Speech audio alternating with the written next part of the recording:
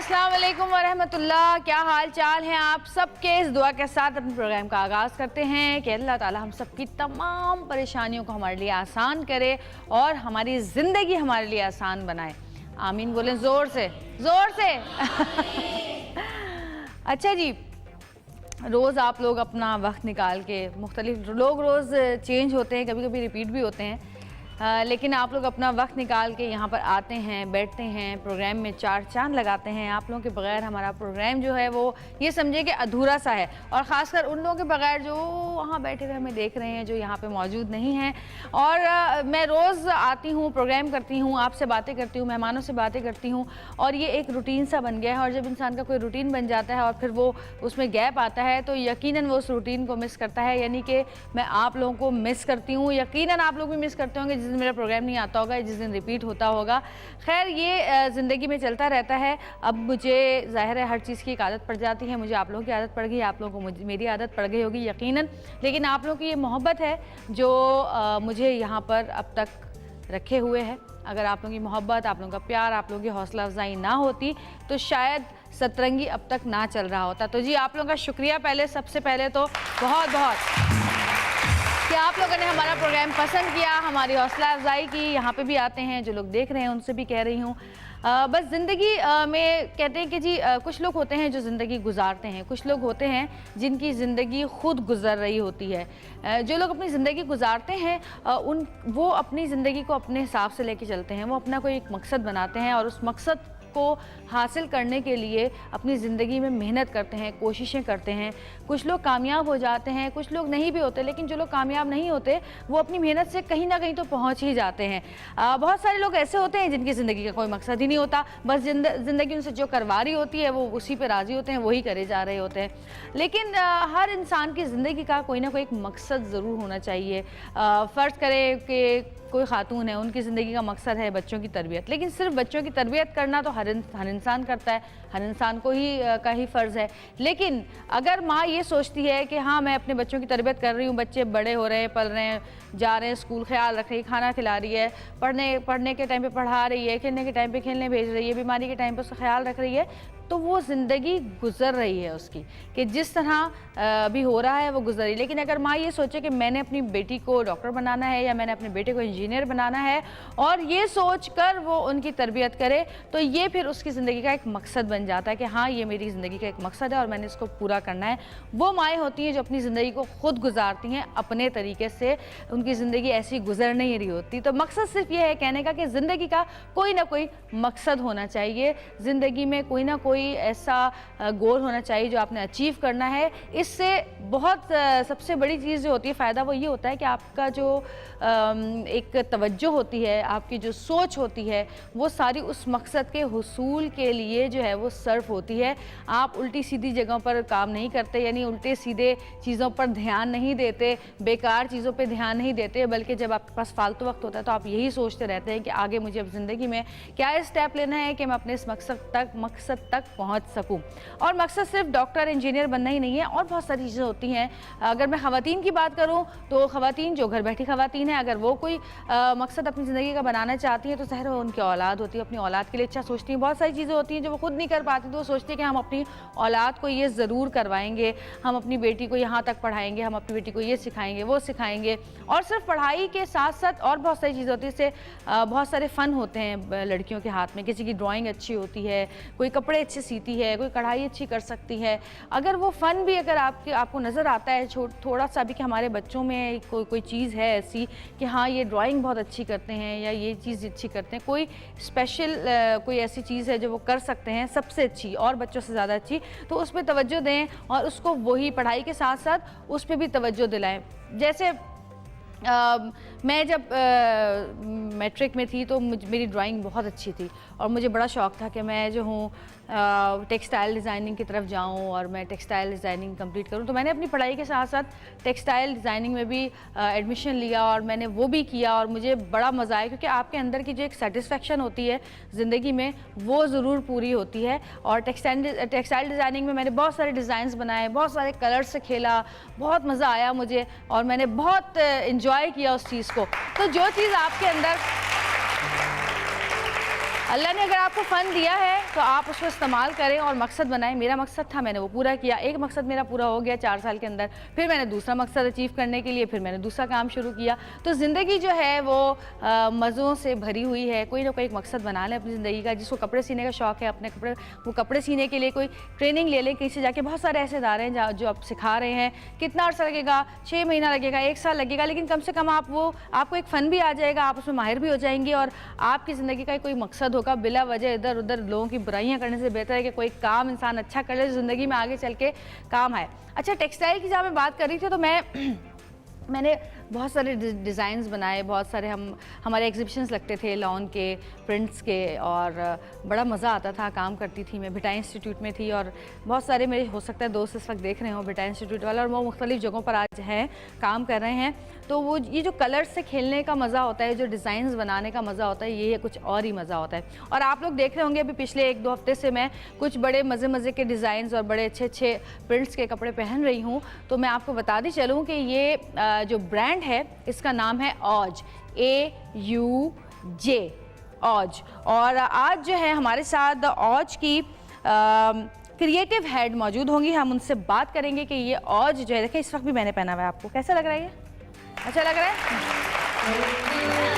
तो उनसे हम बात करेंगे और मालूमात हासिल करेंगे ऑज के बारे में। आपकी बहुत सारी तालीम में बुलाऊंगी। महपारा खान,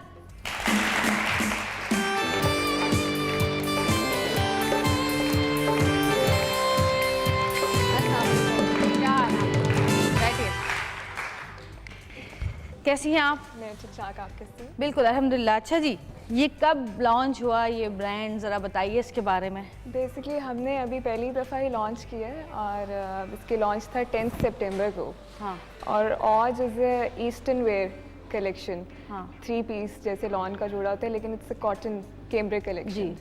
तो इसमें एम्ब्रॉयडरी और आप देखेंगे बड़ी इंट्रिकेट प्रिंट्स हैं, और सर्दियों के हिसाब से, सर्दियाँ आने वाली हैं उस हिसाब से तो बहुत अच्छी, बल्कि आ चुकी हैं बहुत सारी जगहों पर। जी बिल्कुल, कराची में नहीं आई हैं अभी तक, पहुंच रही हैं आहिस्ता आहिस्ता। लाइक ये ऐसा कपड़ा है कि आप खुले मौसम में भी पहन सकते हो और सर्दियों में भी पहन सकते हो इसको। सही, तो ये बहुत अच्छा है इस हवाले से। अच्छा, इसके डिज़ाइनिंग जो है मैंने देखी कि हर ड्रेस जो है वो उसका मुख्तलिफ डिज़ाइन है, लेकिन और जगह पे हम जब देखते हैं तो एक ही तरह का जो है वो एक, जैसे कहते हैं मुग़ल आर्ट है या इस्लामिक आर्ट है या शेल पे चले जाते हैं या फ्लावर्स पे चले जाते हैं। तो वो जब कोई किसी भी ब्रांड का जब कोई वो लॉन्च होता है तो ज़्यादातर जो वो होते हैं वो एक ही उसके अंदर आ रहे होते हैं प्रिंट्स ना।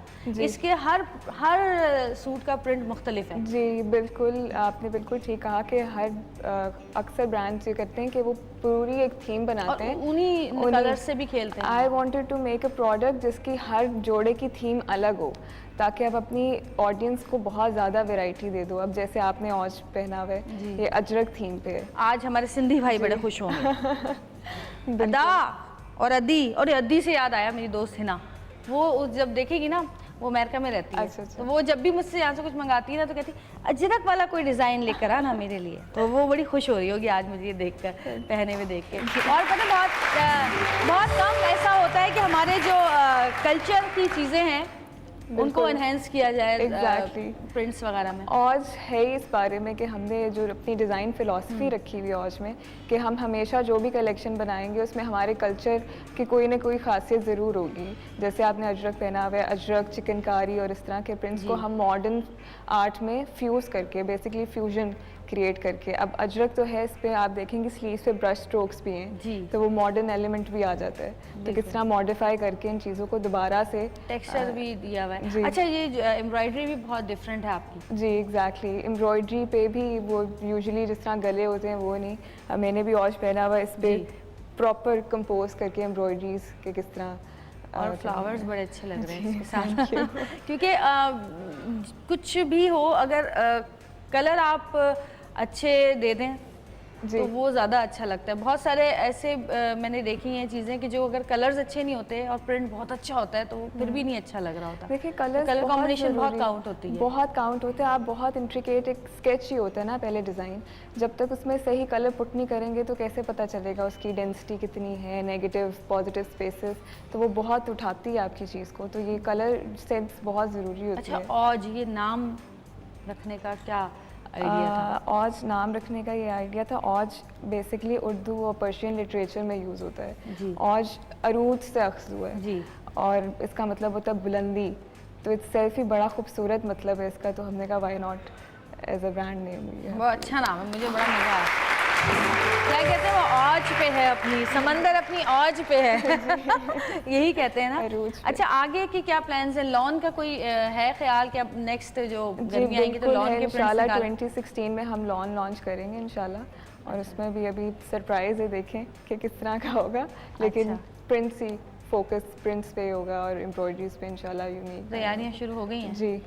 अब तो जो ट्रेंड शुरू हुआ है वो साथ साथ उसके सिल्क की वो बॉर्डर भी आ रहा होता है और साथ साथ उसके एम्ब्रॉयडरी भी आई होती है। मतलब जब आप लेने जाते हैं एक लॉन का सूट तो वो एक जो होते थे क्या कहना चाहिए उसको, पजल नहीं खेलते थे बच्चों का, वो मुख्तलिफ उसमें सोच रहे होते हैं इसमें क्या करना है क्योंकि और जब तक आप टेलर को तस्वीर नहीं देते वो नहीं बना सकता, वो सोचता ही रहता है ये कहाँ की है, ये कहाँ की है। लेकिन ये खूबसूरती है, मतलब आपको डिजाइनिंग करनी नहीं पड़ती, अपना दिमाग नहीं लगाना पड़ता, ऑलरेडी आपको डिजाइन मिलते हैं बने बिल्कुल खूबसूरती भी है। और जो खुले कपड़े की सबसे खूबसूरत बात ये है कि आप हर औरत में एक डिज़ाइनर खुद भी होता है जी। तो आप एक ट्रेंड तो आप बता देते हो, एक जो इनले कार्ड्स पे आप पूरा दे देते हो कि ऐसे स्टिच हुआ हुआ है, लेकिन बहुत सी औरतों का शौक भी होता है कि चेंज हमें एम्ब्रॉयडरी स्लीव्स पे लगा लें या हेम लाइंस पे लगा लें, तो वो अपने तरीके से भी डिज़ाइन कर सकती हैं।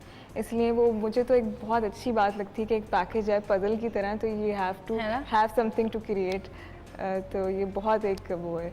और अक्सर औरतों को अब तो बहुत, पहले शायद इतना वो नहीं होता था, अब तो बहुत शऊर हो गया है और इस तरह वो खुद ही क्रिएट करती हैं, तो it's a very beautiful thing about it.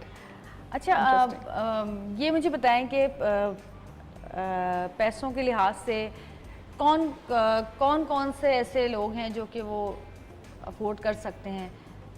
कम है चार्जेस या एक्सपेंसिव है बहुत ज़्यादा? हमने बहुत चार्जेस हमारे बिल्कुल इतने ज़्यादा नहीं हैं। हमने बहुत फोकस किया कि हम कम प्राइसेस में अच्छी क्वालिटी डिज़ाइन, तो बहुत सारी लॉन जो आ रही हैं वो ऐसी हैं कि मैं भी सोचती हूँ एक दफ़ा कि ये लूँ, नहीं इतने महंगे क्या ज़रूरत है एक ही दफ़ा, और फिर अगर वो अगली गर्मियों में पहन लें तो कुछ लोग ऐसे भी होते हैं जो कहें अरे ये तो पिछले साल का है ना ये प्रिंट। Exactly. तो आप एक दफ़ा के बाद दोबारा पहन नहीं सकते उसको, क्योंकि पहले तो ये हो जाता है कि ये तो पिछले साल का प्रिंट है, और वो महंगा इतना होता है लॉन का सूट कि क्या आपके सिल्क के सूट महंगे हो। तो ये लॉन इतनी महंगी क्यों होती जा रही है, समझ से बाहर है। लॉन इसलिए महंगी होती जा रही है, बहुत कंपटीशन हो गया मार्केट में, और पहले शायद ख़वातीन इतनी क्रेज़ी नहीं होती थी लॉन के बारे में, लेकिन अब बहुत हो गई हैं, क्योंकि पहले आप लॉन के जोड़े को कंसिडर नहीं करते थे कि आप एज अ फॉर्मल वे भी पहन लो, दावतों पे भी, और हमारे जो मौसम है मुल्क का वो तकरीबन सारा साल गर्म ही रहता है। तो अब क्योंकि डिज़ाइनर्स इतने ज़्यादा आ गए और लॉन की तो औरतें बहुत क्रेज़ी, तो वो स्पेंड करना पसंद भी करती हैं कि क्या है क्या नहीं। लेकिन आपके जो ये ड्रेसेस हैं ये अफोर्ड कर सकती हैं? बिल्कुल अफोर्ड कर सकती हैं। हमने यही आपकी बहुत वो थी कि अब एक स्पेसिफिक तबका है जो कि इतना पैसा दे सकता है, लेकिन what about the rest.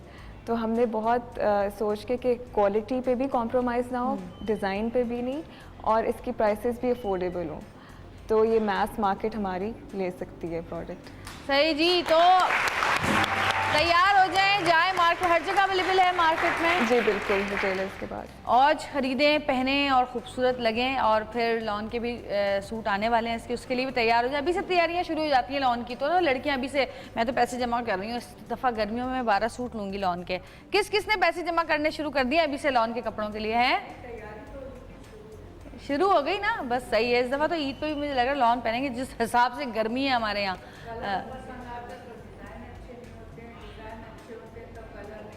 Mic दीजिएगा आंटी को।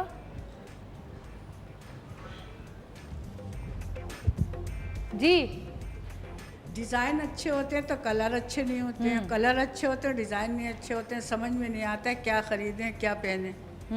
और बहुत महंगे है ना, 3,500 से तो कोई कम दाम बताते, लेकिन ये सस्ते हैं ना, अब आप जाके ये वाले खरीदिएगा ना। 3,500 4,500, उसके बाद वो आ जाते हैं 2-2.5 पे। हाँ मिल जाते हैं अच्छा जी, thank you so much Mahapara, बहुत बहुत शुक्रिया, बहुत अच्छा लगा आपके साथ। इस वक्त हम जाएंगे एक ब्रेक पे, ब्रेक से वापस आएंगे। देखते रहिएगा सतरंगी, क्योंकि सतरंगी रंग देगी जिंदगी।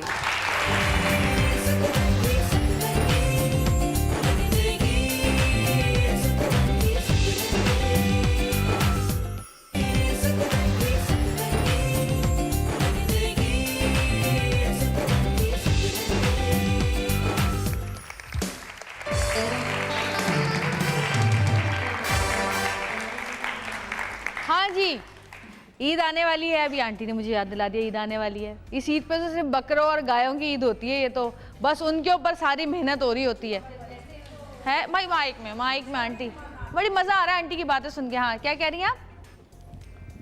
बच्चियां जो है ना वो हर ईद मनाती हैं। सब कुछ चाहिए होता है, सब कुछ चाहिए होता है। आपकी कितनी बेटी है? मेरी माशाल्लाह से 5 बेटी हैं। यहाँ पे कितनी बैठी हुई हैं आपके साथ? ये तो पोतियां बैठी। पोती हैं माशाल्लाह, तो फिर बच्चियां और पोतियां साथ हो गई ना फिर। हर चीज चूड़ियों से लेके मैचिंग की हर चीज चाहिए होती है, जूते कपड़े होती है, ज्वेलरी, चूड़ियाँ, चप्पलें। ये नहीं होता तो फिर ईद भी नहीं लगती ना, उनको बच्चों मजा को नहीं लगती आता। नहीं ईद। बचपन से मुझे भी याद है, बचपन से उनको चाहिए, हर मैचिंग की चीजें चीज़ चाहिए होती थी मुझे भी। और बिल्कुल, अल्लाह की रहमत है कि सब चीज़ हो जाती है। अल्लाह का शुक्र है। अच्छा जी, ईद की जैसे कपड़ों की तैयारियां होती हैं, ज्वेलरी की होती है, जूतों की होती है, गाय बकरों की भी होती हैं, उसी तरह हम अपने मुंह का भी कुछ ख्याल रखें तो क्या अच्छा होगा। कितने लोग हैं जो ईद से पहले जाके फेशियल करवाते हैं, ख्याल करते हैं अपनी चीज़ों का? हाँ जी, कितने लोग जाते हैं फेशियल कराने? फेशियल घर में ही हो जाता है, बच्ची पार्लर में है ना? पार्लर्स कौन कौन जाते हैं? हाँ जी, एक बच्ची जाती हाथ उठाओ। पार्लर तो नहीं जाते हम लोग, मेरी बेटी करती है ना, तो घर में करवा लेते हैं। घर में करती हैं? अरे वाह, जबरदस्त। तो फिर आज हम आपको उन खवातीन के लिए जो कि बाहर नहीं जा सकती हैं, काम की वजह से बिजी होती हैं, या कुछ और प्रॉब्लम्स या मजबूरियां होती हैं कि वो घर से निकल के सैलून नहीं जा सकती, बच्चे छोटे हैं या घर के कामकाज बहुत हैं या टाइम नहीं मिल रहा है, उन खवातीन के लिए आज, या सामान नहीं है जिनके पास घर में, उन खवातीन के लिए हम आज आपको ऐसा फेशियल का तरीका बताएंगे जो कि आप घर बैठे आराम से कर सकते हैं। और इस तरह के तरीके उम्मे राहिल से अच्छे कौन बता सकता है? तो बहुत सारी तालियों में उम्मे राहिल।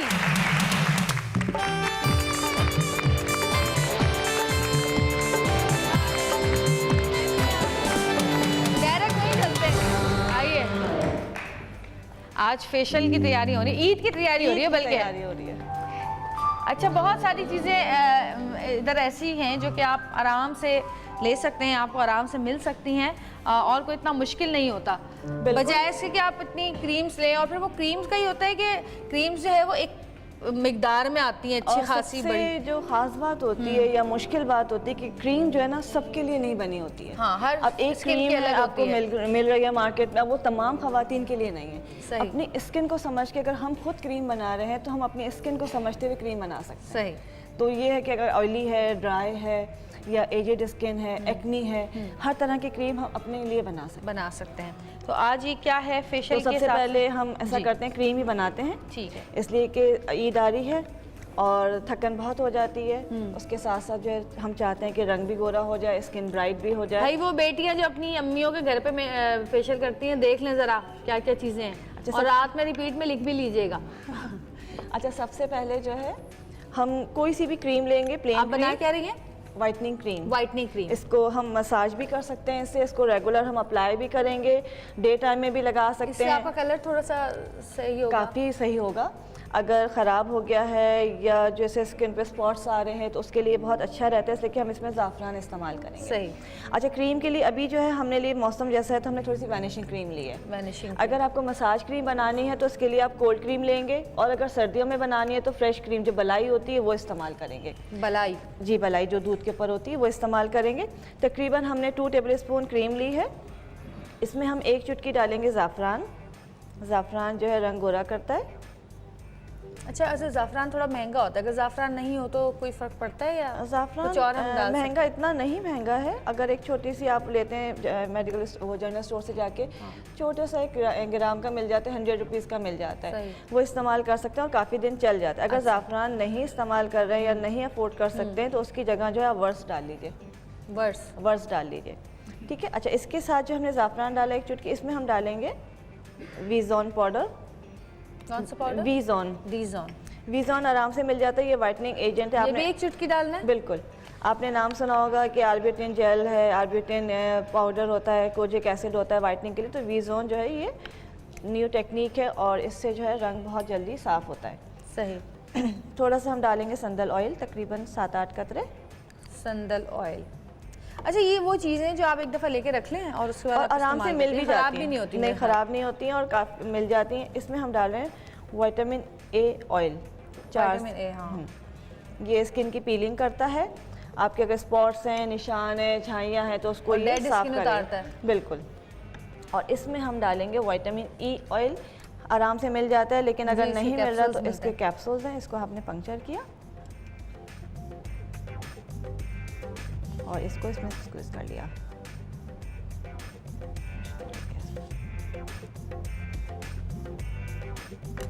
विटामिन ई ऑयल हमने डाला है, इसको मिक्स करेंगे। देखिए इसका कलर चेंज हो गया। बिल्कुल। अगर आपने फेशियल करना है, मसाज करना है तो कोल्ड क्रीम में बनाएंगे इसका, किसी भी मतलब क्लेंजिंग करके फेस वॉश करके इसका मसाज करेंगे। उसके बाद हम जो मास्क बनाएंगे वो मास्क अप्लाई कर लेंगे। सही। और अगर फेशियल नहीं करना है, बच्चियों की एज कम है, फेशियल नहीं करती हैं, या जो ख़वातीन फेशियल नहीं करना चाहती हैं, उनके लिए कि सिर्फ ये क्रीम बना के रखें और जब भी आप फेस वॉश करें क्रीम थोड़ी सी अपने फेस के ऊपर अप्लाई कर लें और रात को सोते वक्त भी लगा सकते हैं, ठीक है। आपने एक वो बनाया था ना, याद नहीं आ रहा मुझे, एक ऑयल बनाया था हाथों और पैरों के लिए। जी जी, वो मैं ले गई थी यहाँ से। हाँ हाँ हाँ, मैं यूज़ कर रही हूँ, बड़ा अच्छा है वो। चले ये अभी क्रीम ये जो मौका शुरू हुआ है ना आजकल जो ड्राई स्किन का, बहुत अच्छा बहुत उससे अच्छा है। फर्क अभी पड़ा। इसको आप दे दें, ये सब लगाएंगे और चेक करेंगे। ओके, मैं चेक करवा के आती अच्छा, एक चीज़ और बता दूं, अगर किसी की स्किन पे एक्नी है, ये हमने वाइटनिंग के लिए बनाया है, अपने मसाज के लिए बनाया, अगर एक्नी है या दाने निकलते हैं तो इसमें चंद कतरे जो है बर्गामोट ऑयल डाल देंगे। बर्गामोट ऑयल आराम से डालना मिल है जाता है। एक्नी स्किन किसी की नहीं, अगर हो तो उसमें आप बर्गामोट ऑयल ऐड कर चलें, आप लेंगे चेक करें तो पहले। आपकी एक्नी जो है आपस में क्योर चेक हो कर लें जाएगी। सारे। ये लें। ओह सॉरी, क्रीम तो मज़े की बनी हुई है, नहीं, इसका रिजल्ट बड़ा अच्छा आता है। खुशबू भी बड़ी अच्छी, और फ्रेश फ्रेश। संदल ऑयल हमने डाला है। अच्छा, दूसरा मसला है कि आजकल नींद पूरी नहीं होती, डार्क सर्कल्स आ जाते हैं और ये बड़ा कॉमन प्रॉब्लम है। उसके लिए हम छुपा रहे होते हैं किसी ना किसी तरह से, हल्के हल्के। आँखों के हल्के। तो उसके लिए हम आज एक वैसे तो हम इस्तेमाल करते हैं, दूध लगाते हैं, शहद लगाते हैं, डिफरेंट चीज़ें लगाते हैं, डार्क सर्कल्स सही हो जाते हैं, नींद की कमी जो पूरी कर लेते हैं। लेकिन बहुत सारी चीज़ें कि ख़वातीन या आजकल बच्चे के पास इतना टाइम नहीं होता कि वो शहद और दूध लगाएं। तो हम इन्हीं चीज़ों को जो है बाम में बना लेंगे कि हम बाम बनाएंगे जो इजीली वो रात को सोते वक्त लगा सकती हैं। सही। और उनको ये भी नहीं होगा कि यार बेड गंदा हो जाएगा, पिलो गंदा हो जाएगा या अच्छा, सही। शीट। तो इसलिए इसमें हम लेंगे बीज वैक्स। क्या है ये? बीज वैक्स, बीस वैक्स, ठीक है। अच्छी चीज़ें वैसे कहाँ आराम से मिल आराम से हर जगह मिल जाती हैं। ये इन स्टोर्स पे मिलती हैं, मेडिकल अब तो ये बड़ी कॉमनली टीवी मॉर्निंग शोज़ की वजह से हर जगह मिल जाती है। अच्छा। और पंसारी के पास मिल जाती है पंसारी। या केमिस्ट शॉप जो होती हैं जहाँ पे ये रॉ मटेरियल्स मिलते हैं वहाँ पे मिल जाती हैं। सही। अच्छा, बीज वैक्स के साथ जितना हमने बीज वैक्स लिया है उतना ही हम लेंगे बादाम का तेल, इक्वल लेते हैं। बादाम का तेल भी हर जगह मिल जाता है, आराम से मिल जाता है। अच्छा, जितनी देर में ये बीज वैक्स थोड़ा सा गर्म होगा, ये मेल्ट हो जाएगा। जब ये मेल्ट होने लग जाए तो इसको हम चूल्हे से उतार लेंगे सही। और इसमें हम ऐड करेंगे थोड़ा सा ये और मेल्ट हो जाए, इसमें फ्रेश मिल्क। कितना? तकरीबन हमने जो लिया है 1 टेबल स्पून लिया है बीज वैक्स और आलमंड ऑयल। सही। इसमें लेंगे 1 टीस्पून दूध। जी, फ्रेश मिल्क लिया और इतना ही हम डालेंगे शहद। अच्छा, इसको स्टायरिंग करनी है, मिलाते रहना है, सही। इसलिए कि ये एकदम से वो ऑयल है और ये लिक्विड है तो मिक्स नहीं होता है। अच्छा, इसको इस तरह से आप मिलाएंगे। ये बिल्कुल जो ना मेल्ट हो गया है, सही। इसको आपने मिलाया।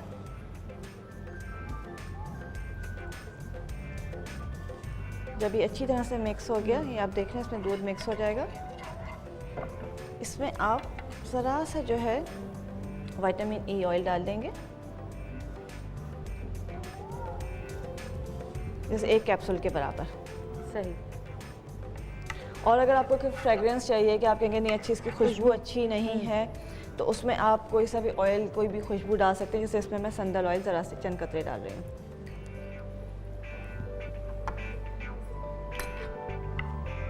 सही। अच्छा, इस ड्राई होने के बाद या थोड़ा ठंडा होने के बाद ये वो हो जाएगा? बिल्कुल बाम बन जाएगा। बाम बन जाएगी। बिल्कुल। और ये इसको इस्तेमाल कैसे करना है? बस इसको जो है ना आपने फिंगर्स के साथ जो है अपने रात को सोते वक्त अराउंड आइज़ लगाना है। अच्छा, ठीक है। ठीक है, और इसको सब लोग लगा सकते हैं। डार्क सर्कल्स के साथ साथ जो क्रोफीट्स हो जाते हैं, एज के साथ लाइंस आने लगती हैं, ठीक है, स्किन जो क्या कहेंगे उसको, पफी आइज़ हो जाती हैं, हाँ। उन सब के लिए इसको हम इस्तेमाल करते हैं। सही। अच्छा, इसको फ़ौरन गर्म में इसलिए डालते हैं कि ये थोड़ी देर में जम जाएगा। जम जाता है? हाँ बिल्कुल, लेकिन इस तरह से हार्ड नहीं होता। वो ऐसा है कि आप देखिएगा, आप थोड़ी देर में जमेगा तो आपने इसके ऊपर जैसे जैसे वो वैक्स बिल्कुल हो जाती इस तरह से रबिंग करके और अराउंड आइज़ जो है ना इसका ये मसाज कर लेना है। और 1 से 2 बार लगाते हैं रोज़ाना। सही। तो ये अच्छा आपके लग रहा है। बिल्कुल डार्क सर्कल्स जो है ना ये बड़ी जल्दी ख़त्म कर देता है। इसको हम रेगुलर यूज़ करते हैं। सही। ठीक है, अच्छा ये आपके डार्क सर्कल्स का हो गया, इसको रोज़ाना लगाया जाएगा। इसके साथ साथ अब हम बनाते हैं जो सबसे इम्पॉर्टेंट चीज़ है, जो हम चाहते हैं झटपट हमें रिज़ल्ट मिल जाए।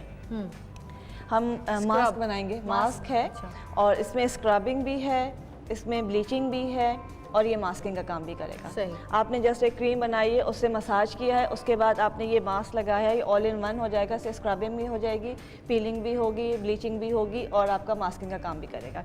इसमें हमने चावल का आटा लिया है। चावल का आटा, लेकिन बिल्कुल बारीक वाला बारीक नहीं है, लेकिन बारीक कर ली। हाँ अभी तो हमने, और ये लाल मसूर की दाल। जी, माइक में बेटा, किस माइक चीज़ में। को? माइक में जी। कितनी देर तक इसको अप्लाई करेंगे मास्क चेहरे को? पर? कितनी देर बाद इसको हटाना है लगा के? मास्क को लगाएंगे, इसका मसाज करेंगे, और 10 मिनट्स के बाद इसको धो लेंगे। अच्छा।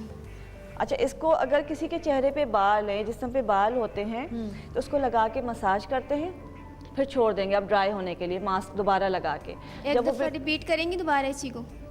क्या क्या चीज़ें आपने मिक्स करनी मैं है? डाल आप रही किस हूँ। चीज़ का पूछ रहे हैं? मास्क का? जी। अभी तो बनाना शुरू किया है। अच्छा, आप मास्क का पूछिए, इससे पहले जो चीज़ बनाई है। इससे पहले जो बनाया था, बाम जो इसमें बनाई शहद है, बनाया बाम था। या जी। क्रीम?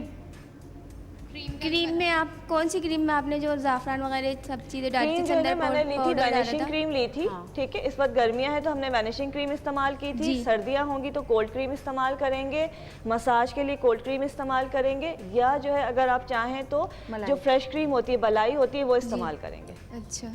उसमें हमने ज़ाफ़रान डाला है, विटामिन ए ऑयल डाला है, विटामिन ई ऑयल डाला है, विज़ॉन डाला है, और ज़ाफ़रान वीज़ॉन की स्पेलिंग जरा बता दीजिए। वी लिखा ZEON, अच्छा, वीज़ॉन। विज़ॉन। आराम से मिल जाता है, केमिस्ट शॉप से मिल जाता है। ये वाइटनिंग इफेक्ट देता है। आप रात को रिपीट में शो देखेंगी ना, तो पेन पेपर से लिख भी लीजिएगा ठीक है। सारी चीज़ें। संदल ऑयल डाला है, संदल ऑयल जो है वाइटनिंग देता है। ठीक है, ये तमाम चीज़ें हमने ऐड की हैं। अच्छा, अब हम बना रहे हैं मास्क। मास्क, इसमें हमने चावल का आटा चावल का लिया है, 2 टीस्पून या 1 स्पून ले लीजिए। लाल मसूर की दाल 1 स्पून, पिसी हुई है। हाँ पिसी भी लेनी है। मुल्तानी मिट्टी है 1 स्पून, 1.5 लेंगे। सही। अच्छा, इसमें बहुत थोड़ा सा हम ले पीली सरसों डाल रहे हैं, हम 1/2 टीस्पून पीली सरसों। सही। अच्छा, ये तमाम चीज़ें बिल्कुल बारीक फाइन पाउडर में होनी चाहिए, इसलिए कि हम इसका बनाएंगे कि मास्क हमारा बन जाए। पीली सरसों जो है ये हमारे स्किन के जो बाल होते हैं, फाजिल बाल होते हैं, उनको ये ख़त्म करती है। इसके साथ हम बहुत ज़रा सा ऐड करेंगे हुस्न यूसुफ 1/2 टीस्पून, ये स्क्रबिंग करेगा। इन तमाम चीज़ों को मिक्स करके इसमें हम ऐड करेंगे फ्रेश मिल्क, दूध। जी। अगर किसी की स्किन सेंसिटिव है, ड्राई है, दूध के साथ साथ उसमें हम थोड़ा सा ग्लिसरीन ऐड कर लेंगे।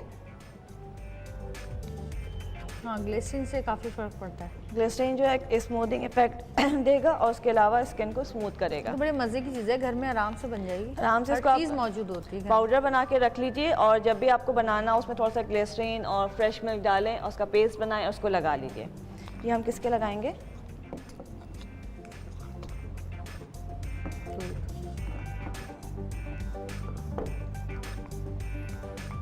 ये हमारा इस तरह से ये बन जाएगा। इसको थोड़ी देर मिक्स करके छोड़ दें, इसलिए कि चावल और जो दाल हैं वो फूलते हैं। जब वो फूल जाएंगे बिल्कुल अच्छी तरह से फाइन पेस्ट बन जाएगा इसका। अच्छा, हाँ पानी में रखना, सही। इस तरह से वो दूध में हम डालेंगे थोड़ी देर। हाँ, जब पानी में रखते तभी फूल जाता है ना। बिल्कुल। अच्छा, पहले इसको लगा के छोड़ देंगे, फिर थोड़ी देर स्क्रब लगाएंगे करेंगे, और फौरन स्क्रबिंग करेंगे। फौरन स्क्रबिंग करेंगे। 1 से 1 मिनट के लिए करेंगे, उसके बाद इसको छोड़ देंगे। अच्छा। जब वो ड्राई हो जाएगा तो फिर अगेन हल्का हल्का स्क्रबिंग करते हुए फिर वॉश कर लेंगे। अच्छा, उसके बाद आप टोनिंग कर लें, नहीं तो आपके पास अर्के गुलाब है तो अर्के गुलाब आप लगा लीजिए, लेकिन टोनिंग मस्ट होती है। सही। किसी का कोई सवाल है इसके अलावा, कोई कुछ पूछना चाहता है किसी भी चीज़ के लिए, बालों के लिए, स्किन के लिए? जी जी जी। बाम में जो है हमने बीज वैक्स लिया है, बीज वैक्स के साथ जो है हमने बादाम का ऑयल मिलाया है, मीठे बादाम का तेल मिलाएंगे, दोनों चीज़ों को मिला के उसमें शहद और अपना फ्रेश मिल्क मिलाया है 1-1 टीस्पून। इनको मिक्स करके जैसे पहले आपका बीज वैक्स मेल्ट हो गया, जब मेल्ट हो गया तो आपने शहद और दूध मिलाया है और ऑयल के साथ इसको पका लिया। जब तमाम चीज़ें मिक्स हो गई हैं तो आप किसी इस तरह से किसी भी जार में, किसी प्याली में या बॉटल में निकाल के रख लीजिए, ये इस तरह जम जाएगा। अब रात को सोते वक्त आपने इसके ऊपर इस तरह से फिंगरी करके और अराउंड आइज़ जो है अपनी आँखों के गिर्द इसको रोज़ाना लगाना है। रोज़ाना। जी। आपने माशाल्लाह बहुत अच्छी चीज़ें बनाना बताई हैं कि क्रीम बाम, और बहुत सस्ती हैंगी और हर बच्ची जो है ना तजर्बा हासिल कर सकती है कि अल्लाह ताला आपको अजर अज़ीम अता करे, अल्लाह ताला आपको खुश रखे। जज़ाकल्लाह। बहुत शुक्रिया। और जी एक छोटी सी ब्रेक लेंगे, ब्रेक से वापस आएंगे, फिर ये मास्क अप्लाई करेंगे किसी के फेस पर। देखते रहिएगा सतरंगी, क्योंकि सतरंगी रंग देगी जिंदगी।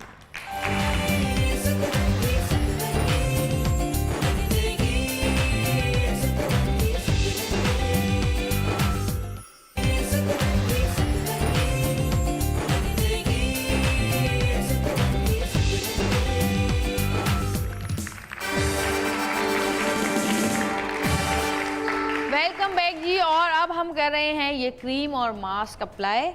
और जी ये क्रीम लगाना शुरू कर दी है, यही क्रीम जो अभी बनाई थी। और इसको हम एज अ मसाज क्रीम इस्तेमाल कर रहे हैं इस वक्त। सही। इसको लगाएं, आप थोड़ा सा मसाज कर लें इसका। अच्छा, मसाज भी बताएंगे किस तरह किया जाता है? नीचे से ऊपर की तरफ करते हैं? Circular motion is best. अच्छा, इसलिए कि आपने राउंड राउंड करना है, कोई ऊपर खींच रहा है, कोई नीचे कर रहा है, सही। लेकिन ये कि आपने अपने स्किन देखते हुए उसको बहुत ज़्यादा खींचना नहीं है। सही। कि जो भी आप क्रीम लगा रहे हैं बस वो आपकी स्किन में जज्ब होनी है सही। और डेड स्किन जो है वो रिमूव होनी रिमूव है। होनी उसके लिए आपने बहुत स्लाइटली सी मूवमेंट रखनी है, ठीक। बहुत ज़्यादा नहीं कि वो लोग समझते हैं जब तक बहुत ज़्यादा सख्त हाथ नहीं चलेगा या थप्पड़ नहीं लगेंगे तो शायद स्किन साफ नहीं होगी। थप्पड़ नहीं लगेंगे। तो पहले यही होता था कि वो बहुत ज़्यादा उसको लगाया करते। इस तरह आपने लगा के इसको हाँ, मसाज किया। सही। इसको साफ़ करने की ज़रूरत नहीं है। अच्छा, साफ नहीं करना? नहीं, बिल्कुल नहीं। इसी के ऊपर ही बिल्कुल ये मास्क लगा देना है।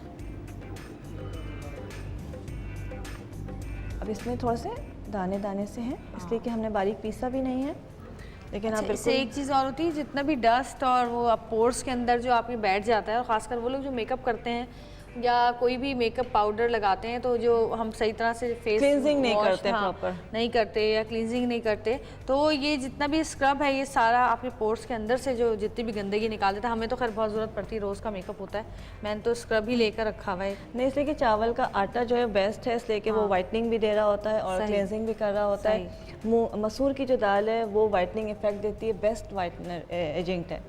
और उसके अलावा हुस्न यूसुफ स्क्रबिंग कर रहा है, और जो पीली सरसों है वो एक्स्ट्रा जो फेशियल हेयर्स होते हैं जी, उसको ख़त्म भी ख़त्म करता है करती और उसके अलावा ब्लीचिंग करती है। सही। अगर किसी को स्किन ब्लीच करनी है तो सिर्फ दूध में पीली सरसों आप भिगोइए, हाँ। और उसके बाद जो है उसका मसाज आप रोज़ाना कर लीजिए। अच्छा, आंखें बंद रखिएगा। इस तरह आपने लगाया। और हफ्ते में कितनी दफ़ा लगाते हैं मास्क? मास्क 2 से 3 बार लगा सकते हैं। अच्छा, ये वाला लगा बिल्कुल लगा सकते हैं, इसलिए कि इसमें ऐसी कोई चीज़ नहीं है। और स्क्रबिंग अगर बच्चियां हैं तो वो कम से कम स्क्रबिंग करें अपनी स्किन देखते हुए। हर स्किन के पास स्क्रबिंग नहीं होती नहीं है। होती, सही। और बहुत ही अगर Sensitive सेंसिटिव इससे स्किन तो है नहीं तो होती। बहुत बारीक दाना रखें, इसलिए कि अगर मोटा दाना होगा तो स्किन को वो नुकसान पहुंचाएगा। सही। मज़ा आ रहा है? हैं? सुकून मिल रहा है। सुकून मिल रहा है। ओहो, और चेहरा भी फ्रेश। चले आपका तो ईद से पहले हो गया जो होना था, दोबारा कराएंगे आप फेशियल? चांद रात फिर बैठी होंगी चांद रात को बेटी के आगे, जरा फेशियल तो कर दो मेरा, से चांद से चमक जाए चेहरा मेरा चांद की तरह।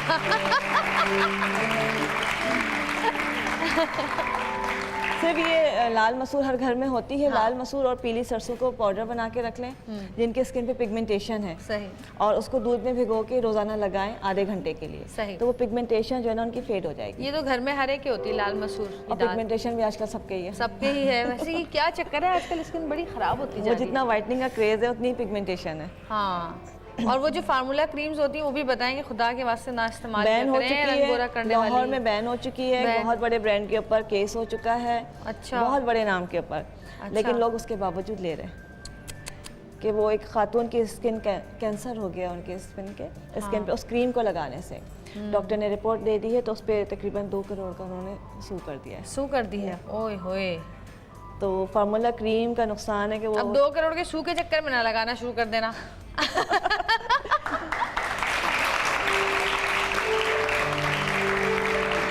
अल्लाह ताला ने जिसको जैसा रंग दिया है वो उसी में खूबसूरत लगता है इंसान, और स्किन का हेल्दी होना चाहिए। हर कलर की अपनी एक खूबसूरती होती है,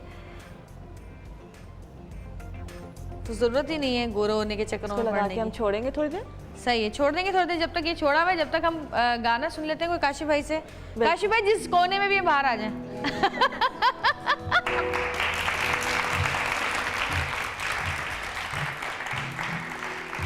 जी, चांद जैसे मुखड़े की बात हो रही है तो ओहो, चांद पे ही गाना।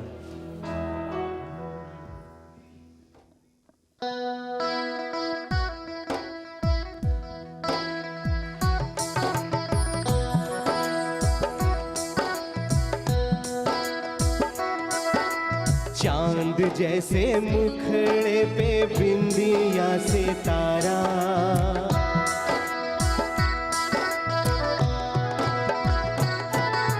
चांद जैसे मुखड़े पे बिंदिया सितारा, नहीं भूलेगा मेरी जान ये सितारा वो सितारा।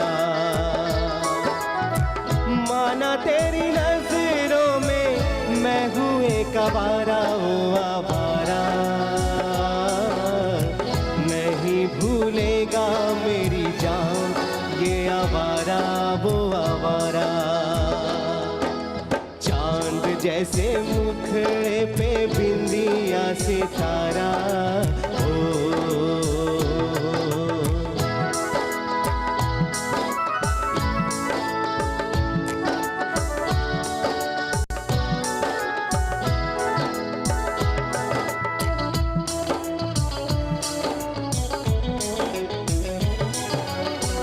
सागर सागर मोती मिलते पर्वत पर्वत पारस,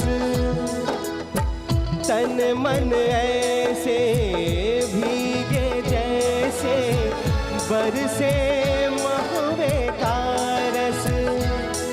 और कस्तूरी को खोजता फिरता है ये बंजारा हो बंजारा, नहीं भूलेगा मेरी जान ये बंजारा वो बंजारा।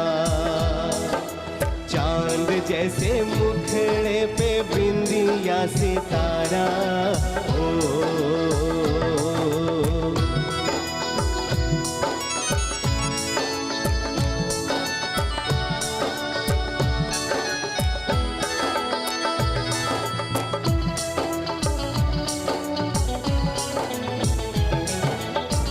कजरारे चंचल नैनों में सूरज चांद कड़ेरा,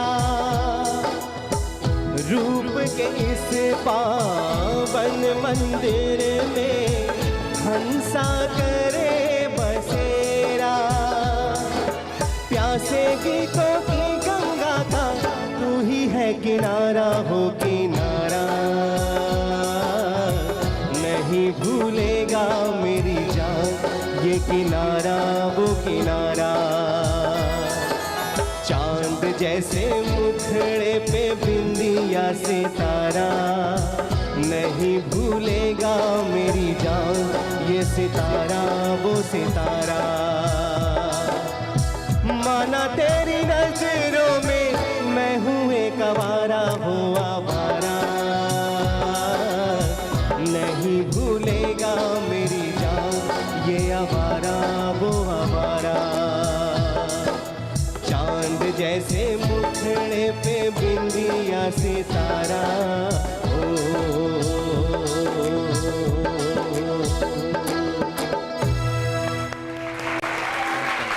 बड़ा अच्छा गाना गाया आपने वैसे। आज आप बता ही दें ये चांद सा मुखड़ा है किसका जिसके लिए आप रोज गाने गाते हैं? ले आओ बेटा। हैं काशी भाई? है अभी है? तो कोई ऐसा नजर में नहीं आया। नहीं अल्लाह। आप ये कहें कि मैं किसी की नजर में नहीं आया अभी तक। कह रहे अभी तक ऐसा कोई नजर में नहीं आया। सबकी नजर में आ गया हूँ। हैं? आप सबकी नजर में आ गए। ये दूसरी वाली नजरें हैं। अच्छा जी, अब ये इनका मास्क उतर रहा है। अच्छा, मास्क अगर जब ड्राई हो जाता है तो हमें हाथ गीला करके या रोज वाटर का स्प्रे करके पहले सही। सॉफ्ट करना है। सही। मतलब वो खुश्क स्किन के ऊपर रगड़ना ही खुश्क नहीं, पे रगड़ना नहीं है। नहीं, बिल्कुल ड्राई स्किन पे नहीं। इससे कि रिंकल्स आ जाती हैं, स्किन लूज हो जाती है। सही। तो थोड़ा सा मसाज करना है। और अगर किसी के बाल हो तो उसका इस जगह का मसाज करें जहाँ पे अपर लिप पे होते हैं, ठीक है, सही। चिन के होते हैं, तो वो ड्राई में करेंगे। अच्छा। तक जैसे बच्चों की नहीं लुपड़ी करते हैं, मसाज हाँ, करते हैं, हाँ। इस तरह से करेंगे तो ये हेयर जो है ना यहाँ से ख़त्म हो जाते हैं। सही। मज़ा आ रहा है? बड़े मज़े ले रही हैं आज। आज आप मुझे पैसे देके जाएंगे, इतने मज़े कराए आपको मैंने फ्री में। हैं? ले लूँ? कितने पैसे देंगे? कितने चाहिए? 2-4 करोड़ दे जाओ।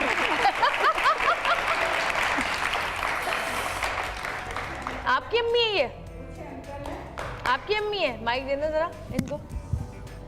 आंखें बंद रखेंगे। जी कितना तैयार होती हैं अम्मी ये बताओ कहीं जाने के? कितना टाइम लगा? बिल्कुल तैयार नहीं होती, सिंपल रहती हैं। अच्छा, क्यों? तो तुम बस। क्यों नहीं तैयार करती अपनी अम्मी को?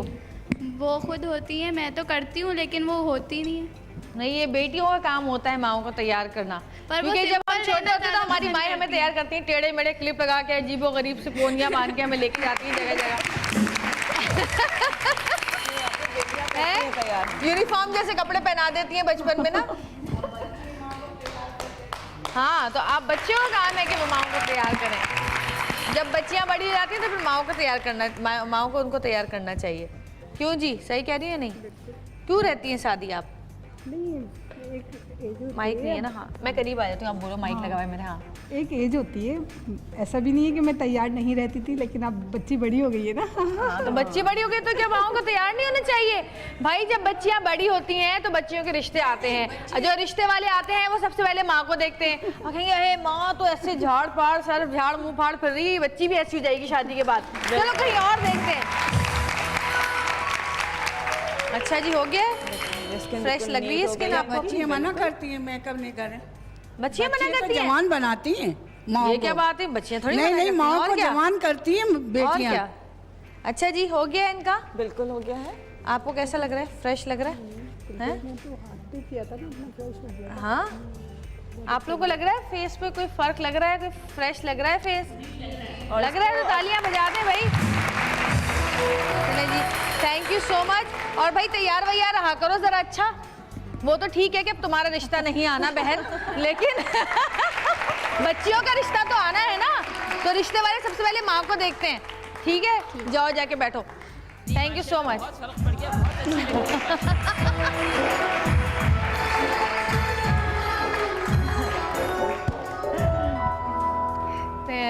ये बड़ा अच्छा है ना, मज़ेदार है ना? खुश हो रही हैं, फ्रेश हो गई हैं, फ्री में मज़े किए इन्होंने। अच्छा जी, इसी तरह हम आपको और बहुत सारी चीज़ें बताते रहेंगे। उम्मे राहिल भी हमारे पास आएंगी और बहुत सारे लोग भी आते हैं जो अपने अपने तजुर्बों से चीज़ें बताते हैं, लेकिन हम ये सब कुछ आपके फ़ायदे के लिए करते हैं ताकि आपको घर बैठे फ़ायदा हो।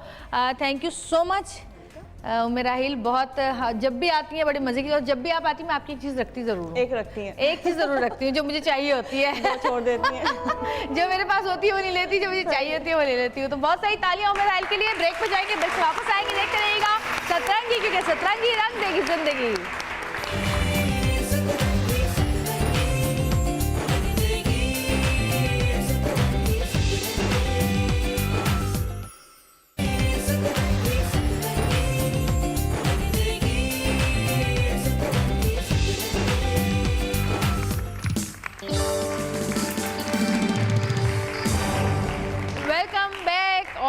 अब कुछ ऐसे मेहमानों को बुलाऊंगी मैं जिनको आप लोग देखना चाहते हैं, सुनना चाहते हैं, जिनके बारे में बात करना चाहते हैं, जिनकी अपनी आप बीती सुनना चाहते हैं।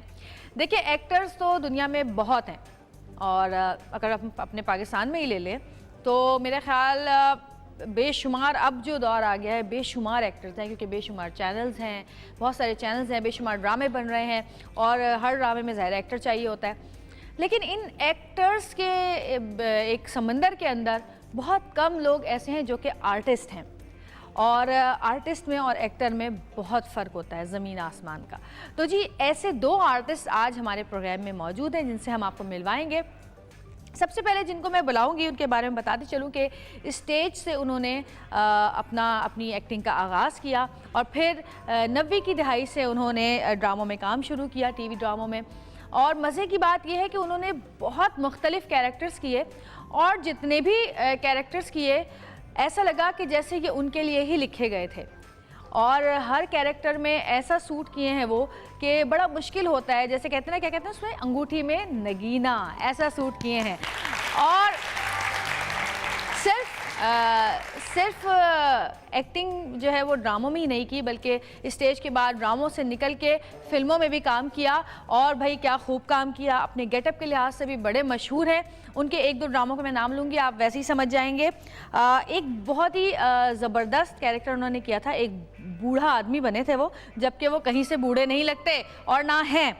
और उस ड्रामे का नाम था काश मैं तेरी बेटी होती, और क्या उन्होंने उसमें एक्टिंग की थी, क्या गरजदार आवाज़ निकाली थी। इसके अलावा पुलसरात, उम्मे कुलसुम, कॉलोनी 52, रास्ते दिल के, इसमें भी उन्होंने काम किया। फिल्में जो उनकी थी वो महरीन जब्बार की रामचंद पाकिस्तानी और नामालूम अफराद।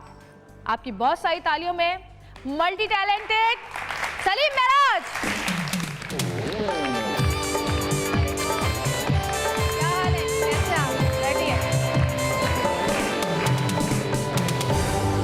हमारे दूसरे वो भी तैयार हैं, उनको भी बुला लें? हैं जी, आपकी इजाज़त है? बुला लें, फिर साथ बात करेंगे।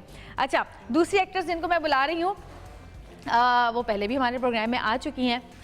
बहुत आप लोग जो पुराने ख़वातीन यहाँ बैठी हैं, रूही बानो, खालदा रियासत, उनकी यकीनन फ़ैन होंगी।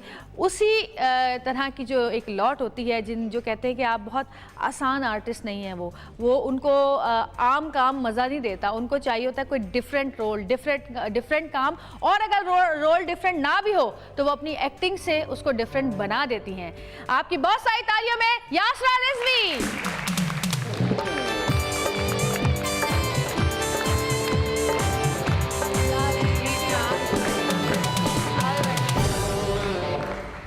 कैसे हैं आप दोनों? अल्हम्दुलिल्लाह, अल्लाह का शुक्र, बिल्कुल ठीक। अच्छा, आप तो फर्स्ट टाइम आए हैं भाई मेरे शो पे। ये फर्स्ट टाइम है, इनके लिए एक दफ़ा और तालियां बजाएं। वेलकम करें इनको। मंटो के तो बोल बाला, क्या तुमने धमाका कर दिया मंटो में, जिसको देखो तुम्हारी तारीफें लिखे जा रहे हैं बस। चक्कर क्या है ये? लगता है सिर्फ तुमने काम किया मंटो में। कि मैंने बड़ा छोटा काम किया मंटो में। काम तो वो बहुत बड़ा है एक्चुअली, हाँ। लेकिन वो अपीयरेंस काफ़ी छोटी अपीयरेंस है, लेकिन वो जो पीस इटसेल्फ है जो मैंने और शमून अब्बासी ने जिसमें कलवंत कौर और एशिर सिंह का किरदार निभाया है, ठंडा गोश्त, वो मंटो की राइटिंग्स में इतना पावरफुल पीस है कि आप मंटो को गूगल भी करें या वैसे मंटो का जिक्र आए तो ठंडा गोश्त वो पहला दूसरा अफसाना होता है जिसका जिक्र आता है। तो आई गेस हमारी किस्मत अच्छी थी कि हमें सबसे पावरफुल पीस मिल गया करने को उसमें। सही। तो वो बाकी काम तो हो ही जाते होते हैं। सलीम, इतने गेटअप चेंज किए तुमने जिंदगी में या ड्रामों में? जिंदगी में तो तुम्हें पता होगा, मैं तो ड्रामों की बात कर रही हूँ।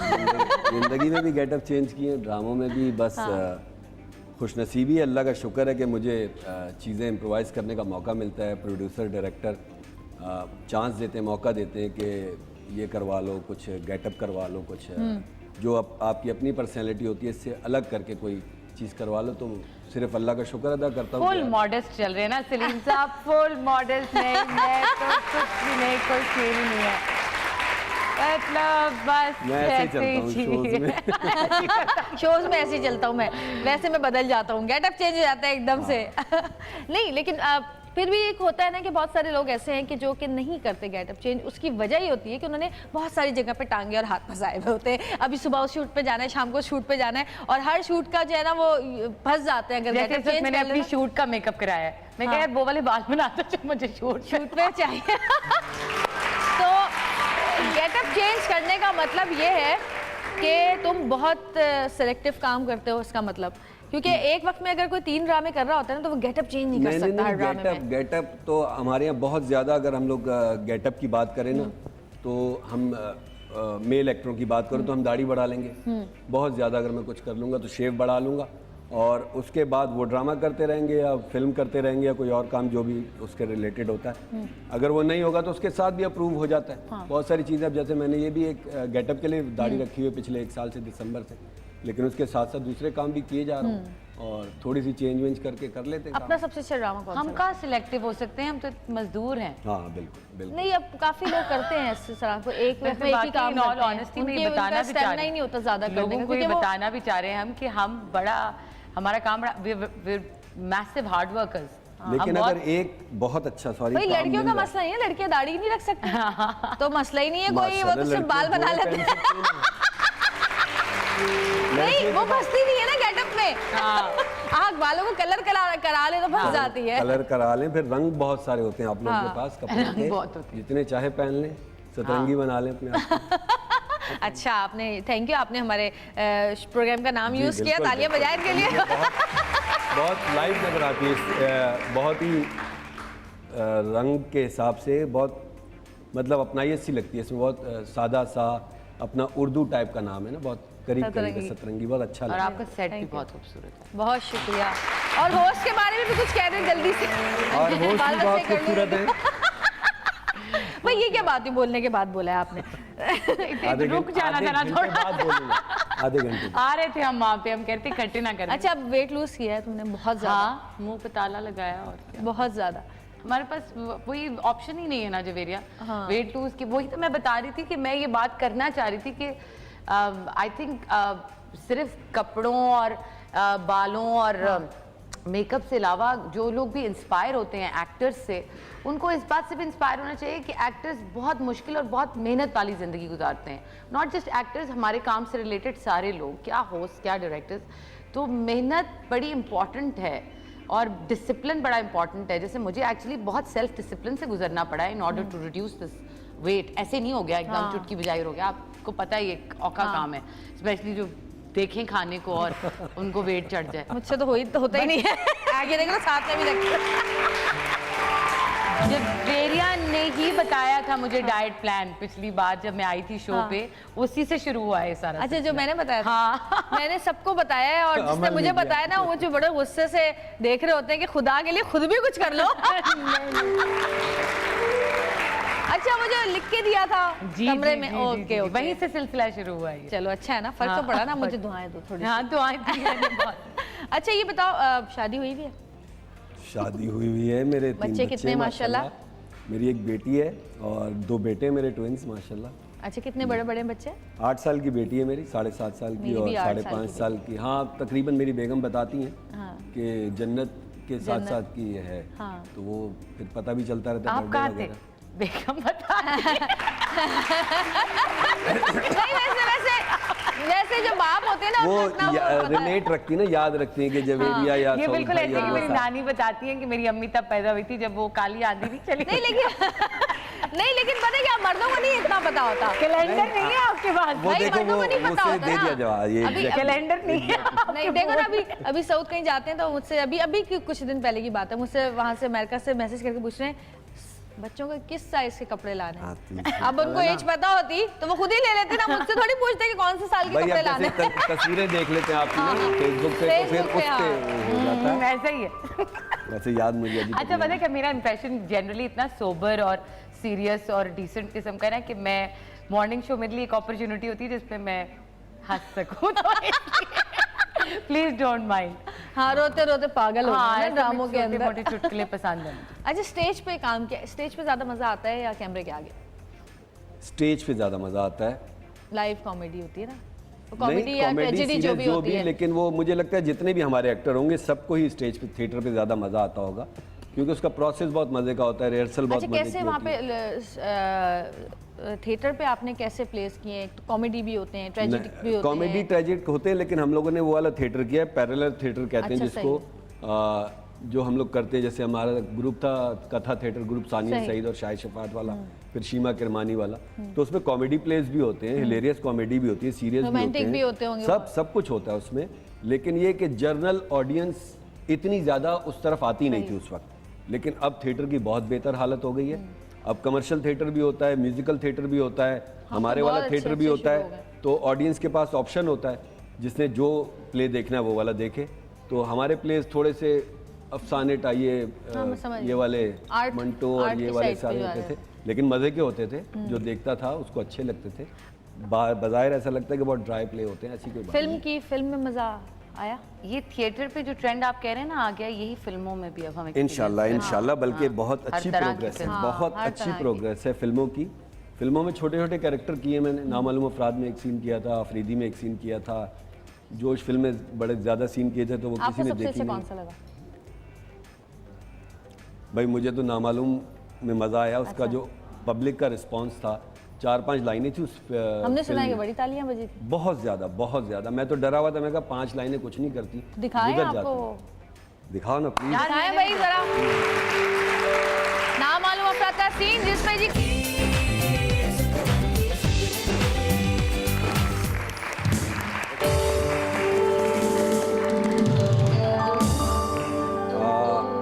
कितनी दफा फिर देखा ये ये सीन? मैंने एक दफ़ा फिल्म देखी है और बहुत मज़ा आया था, लेकिन ये टीवी पे ज़रा सा हमारा सेंसर के मसाइल हाँ, होते मसाइल, हैं। अदरवाइज ये फिल्म का सीन था ना, तो सिनेमा हॉल में ही बहुत मज़ा आया था। और सारा क्रेडिट नबील को जाता है, नबील कुरैशी को, क्योंकि मैंने नहीं करना था ये सीन। 4-5 लाइनें किसी भी एक्टर को ऑफर होगी तो उसको नहीं पता था, मैंने कहा मैं नहीं करूँगा भाई। फिर वही जो डायरेक्टर आपको काउंसलिंग करते हैं, कन्विंस करते हैं, तो फिर मैंने कर लिया। फिर मैंने कहा गुजर जाएगा ये सीन ऐसे ही। लेकिन जब प्रीमियर हुआ, लोगों ने देखा, फिर फ़ोन आना शुरू हुए, बड़े बड़े लोगों के फ़ोन आए मुझे, तो फिर मैंने कहा कि अल्लाह का शुक्र है, मैं जो जिस चीज़ को वो कर रहा था कि नहीं यार ऐसी बेकार चीज़ है, तो अल्लाह ने उस एक 4-5 लाइनों के सीन से मुझे बहुत नवाजा, इज्जत बहुत। कितनी दफा देख ली मंटो? अभी फिलहाल तो मैंने सिर्फ प्रीमियर देखा है, क्योंकि अच्छा। उसके बाद वो कुछ टॉक्स थी और उसके सिलसिले में बड़े इवेंट्स हो रहे थे जो कि ज़रूरी थे। जैसे कराची यूनिवर्सिटी गए हम लोग, आर्ट कम्यून गए।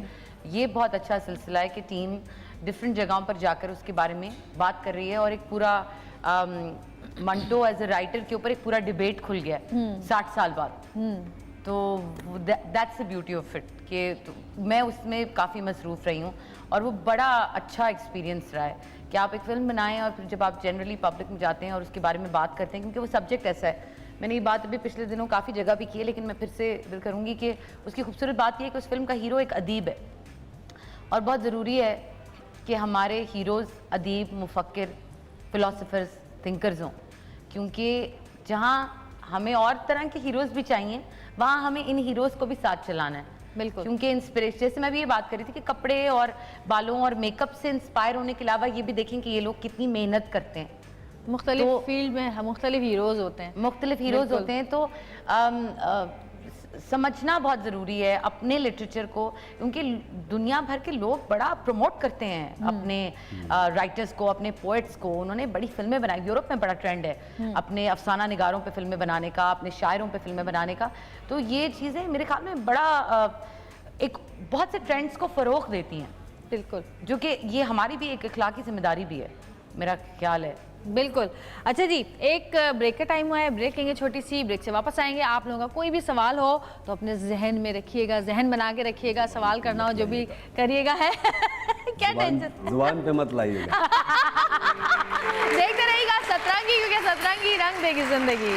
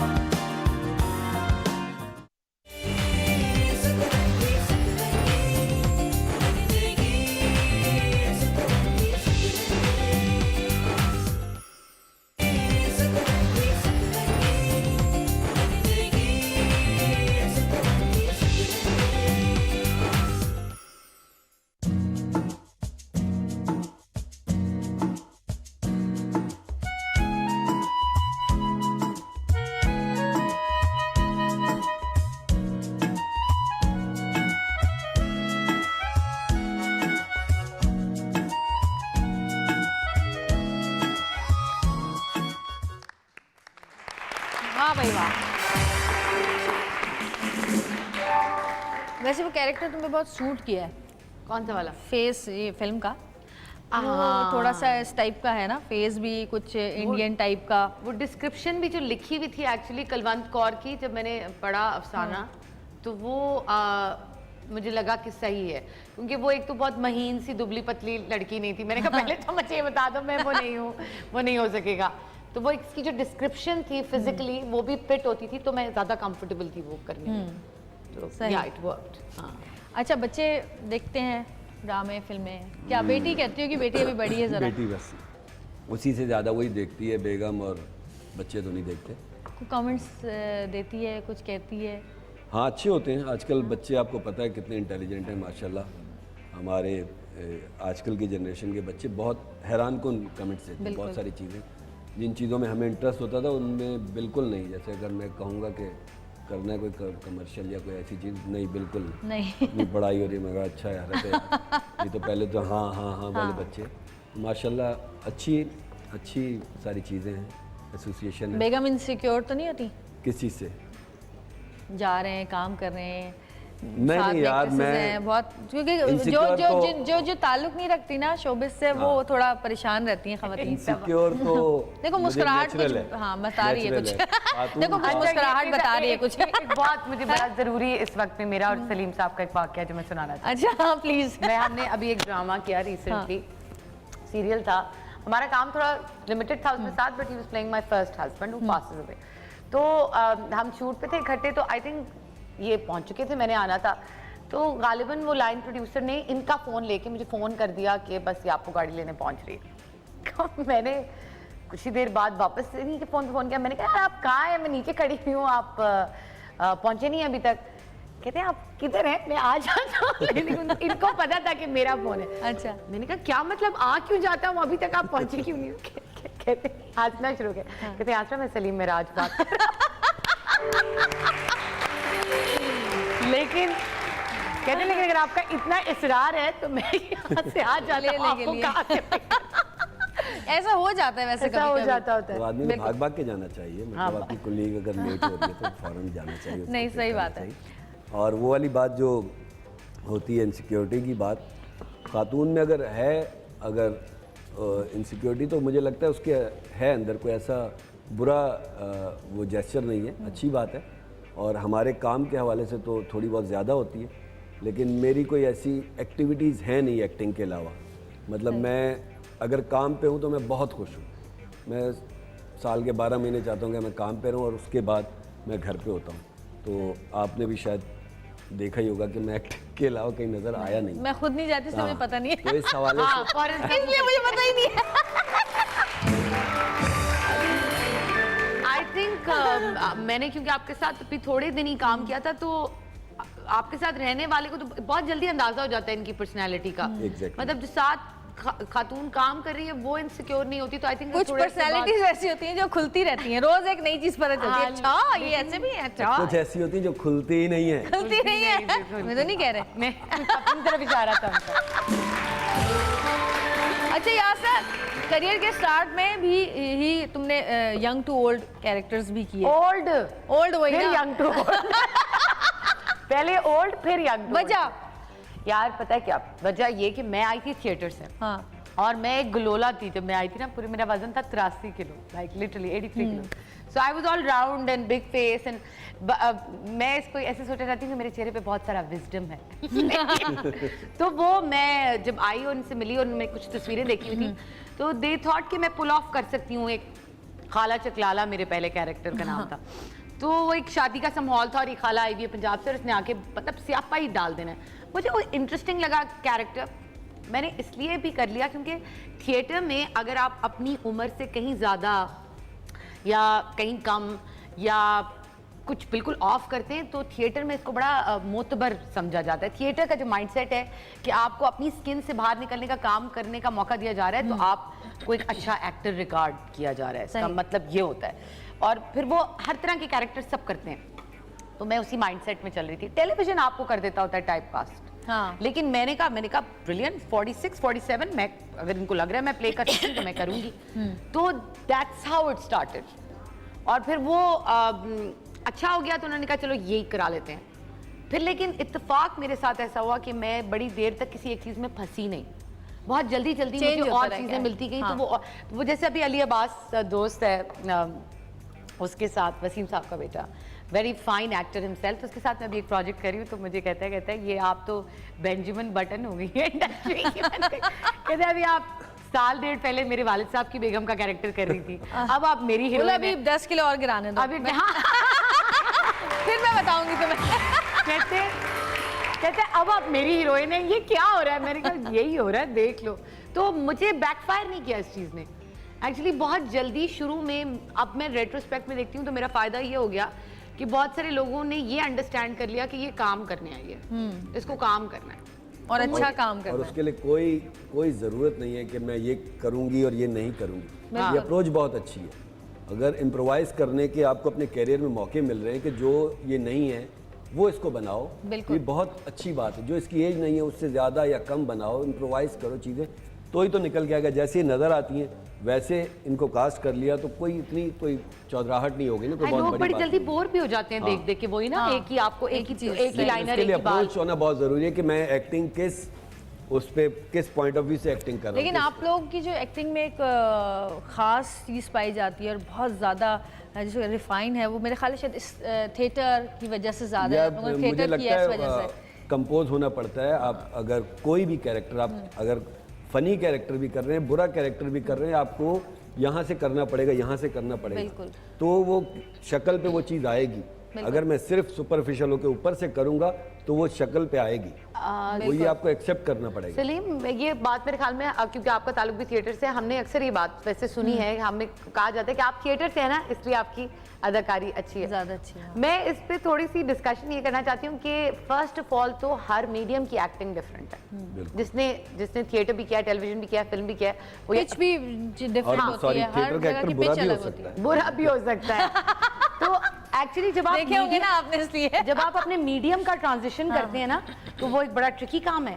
बहुत सारे थिएटर के शहंशाह एक्टर्स होते हैं, उनको टीवी का मीडियम समझ नहीं आता, लेकिन बहुत से ऐसे लोग होते हैं जो थिएटर पे भी अच्छा एक्ट कर लेते हैं, टेलीविजन पे भी कर लेते हैं। फिर ये अब आपके अपने स्किल सेट और इंटेलिजेंस पे भी बड़ा डिपेंड करता है। अच्छा, एक्टिंग से हटके कभी सोचा है कि डायरेक्शन करनी है, या जैसा सोचा है? बहुत सोचा है। तो करोगे कब? करवाओ ना मेरे से डायरेक्शन। बस सही है, तैयार हो जाओ फिर। अच्छा, फिल्म मेकिंग का आपने किया हुआ है सारा कुछ, तो फिल्म बनाने का क्या इरादा है फिर? जवेरिया, मैं जहाँ मेरा जो कराची आने का इत्तेफाक हुआ था वो इसलिए हुआ था कि मेरा छोटा भाई सिनेमेटोग्राफी पढ़ने आया था, और हम दोनों ने आकर एक छोटी सी फिल्म कंपनी बनाई थी, उसका नाम है हरकत पिक्चर्स। तो मैं एक्टिंग कर रही थी टू किल टाइम एक्चुअली। मेरा अदाकारी में कोई मशहूर होने का इरादा नहीं था, या कोई ऐसा सीन नहीं था कि अदाकारी बन जाए सीन। मैंने एक्चुअली थिएटर में भी लिखने और डायरेक्शन से आगाज़ किया था, और वही किया मैंने, ज़्यादातर एक्टिंग कम की। तो बस एक मिसहैप हमारे साथ ये हुआ कि पिछले साल उसका इंतकाल हो गया, अल्लाह उसे जन्नत नसीब फरमाए। तो वो मेरा सिनेमेटोग्राफर था और मैं राइटर डायरेक्टर। किसका इंतकाल हो? मेरे छोटे भाई का। तो एक्चुअली अराउंड द टाइम मैं आपके शो पे आई थी, उससे कुछ अर्सा पहले। तो वो मेरे लिए एक बड़ा सेटबैक रहा है, क्योंकि वो मेरी बड़ी बैकबोन था और हमने बनानी थी। क्योंकि आप सोचे ना, कैमरा कवर्ड है, राइटिंग एंड डायरेक्शन कवर्ड है, तो आपका एक मेजर एरिया कवर्ड था। और एक हमारा जो बड़ा अच्छा दोस्त है पुराना, उसको हमने साउंड पढ़ने भेजना था मलेशिया, जो कि चला गया। He is studying sound right now. तो हमने इस तरह सोचा था कि ये हमारी एक टीम जो है, कोर टीम, वो हमारी अपनी होगी। तो इसलिए क्योंकि उसके चले जाने से ज़रा थोड़ा डिले हो गया प्रोसेस, लेकिन because the show must go on, so the show will go on. तो इंशाल्लाह हरकत पिक्चर्स इस वक्त प्रोसेस में है अपनी पहली फिल्म को लिखने के। हरकत शुरू करने वाला है। हाँ, हरकत में बरकत है। और मुझे एक्चुअली नाम भी हम दोनों ने मिल के कॉइन किया था। बैठे सोचते कि क्या करें, तो मैंने कहा यार मोशन पिक्चर्स से मे बी हरकत पिक्चर्स इंटरेस्टिंग बनता है। तो और हरकत भी होता है, हमारा स्लैंग भी, यार ये क्या हरकत है। तो वो उस तरह हमने बनाया था। तो फीचर इज डेफिनेटली हैपनिंग। और इंशाल्लाह। लिखना और डायरेक्शन इंशाल्लाह जब इतना कुछ हो रहा है, बन रहा है, और इतना काम करने वाले लोग जब फिल्म्स बनाते हैं या उस चीज़ को, जैसे उन्होंने कहा कि डायरेक्शन इन्होंने इतना काम किया है, तो ये यकीनन अच्छी डायरेक्शन दे सकते हैं। क्योंकि एक डायरेक्टर का सिर्फ डायरेक्टर होना या सिर्फ एक डायरेक्टर होता है ना, वो अगर सिर्फ ये बना दीजिए, फ्रेम बना दें आप, नहीं, इमोशंस जब तक नहीं होते डायरेक्टर में, वो अच्छा डायरेक्टर बन ही नहीं सकता। और एक्टर से ज़्यादा किसमें इमोशंस होते हैं, होना बहुत ज़रूरी है। बिल्कुल। अच्छा जी, एक छोटी सी ब्रेक और लेंगे, ब्रेक से वापस आएंगे। देखते रहिएगा सतरंगी, क्योंकि सतरंगी रंग देगी जिंदगी।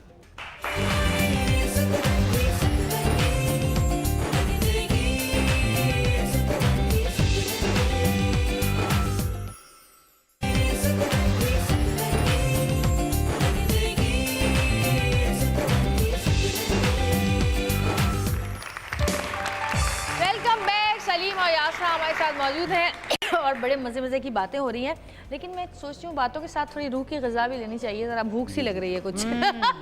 तो काशिफ भाई, इससे पहले काशिफ भाई ने एक बड़ा अच्छा चांद जिससे मुखड़े के गाना गाया था, और मैंने इनसे पूछा था कि आप किसके लिए गाने गाते हैं, तो उन्होंने कहा अभी कोई नज़र में नहीं है। मैंने कहा ये कहें कि आप किसी की नज़र में नहीं है। अब क्या गा रहे हैं आप? ठीक है, जबकि वो पुराना हो चुका है, लेकिन चले फिर भी नया गा लें।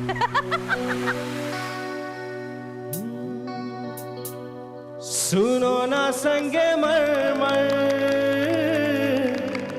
की ये मीनारे, कुछ भी नहीं है आगे तुम्हारे, आज से दिल पे मेरे राज तुम्हारा, ताज तुम्हारा।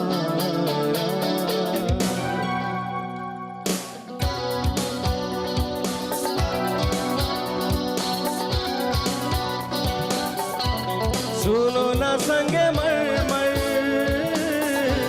की ये मीनारे, कुछ भी नहीं है आगे तुम्हारे,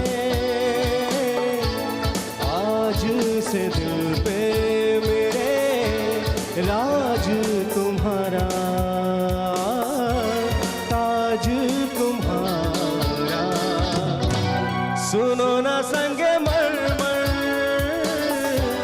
की ये मीनारे।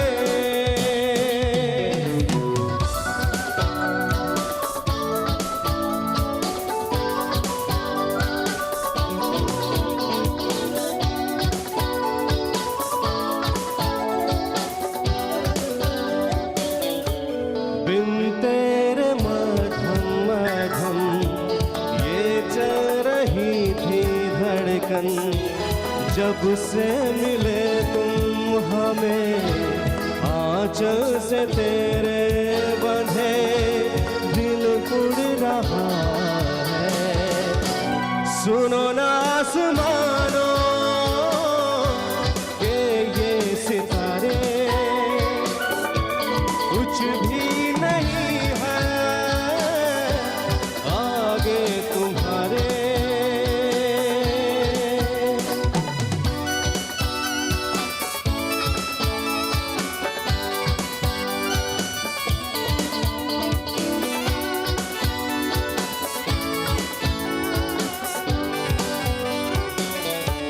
ये देखो सपने मेरे नींदों से होके तेरे, रातों से कहते हैं लोग हम तो सवेरे हैं, वो सच हो गए जो। सुनो ना तो जहानों ये नजारे, कुछ भी नहीं है आगे तुम्हारे, आज से दिल पे मेरे राज तुम्हारा, ताज तुम्हारा। सुनो ना संगे मरमर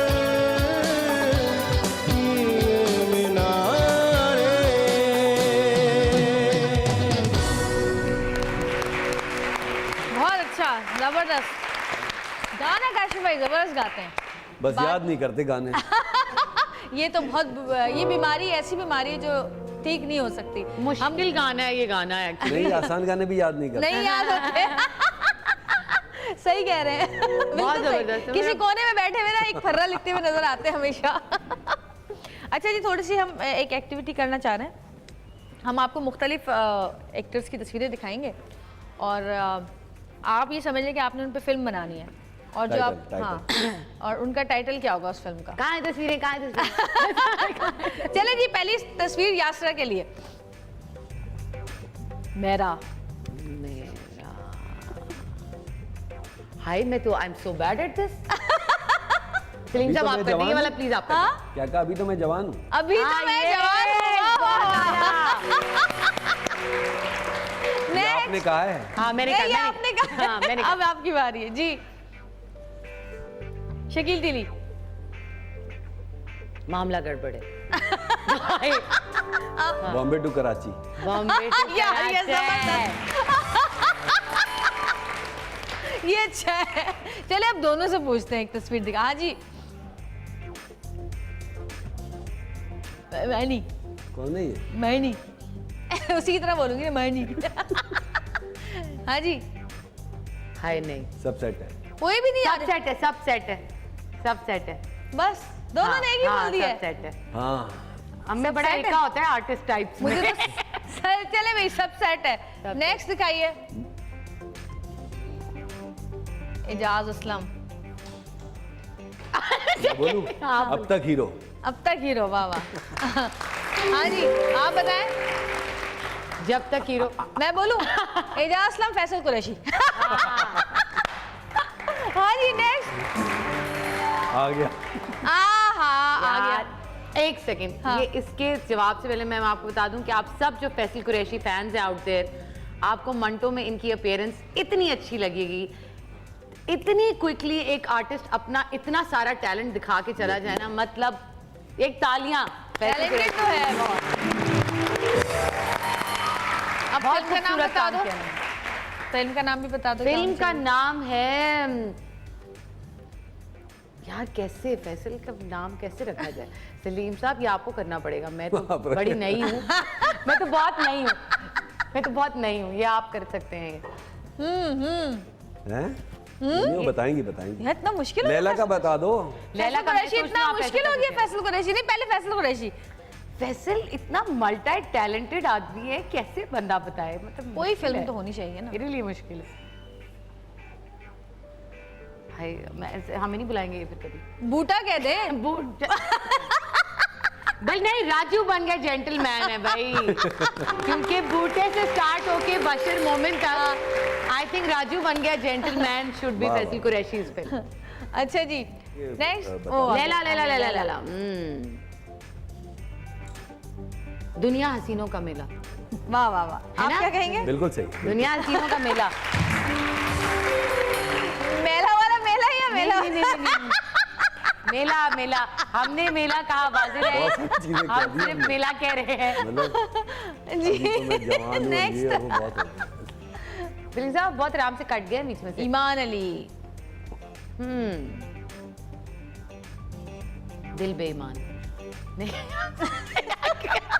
ऐसी आप तो मेरी मदद ही नहीं कर रहे। अकलमंद हसीना। अकलमंद हसीना।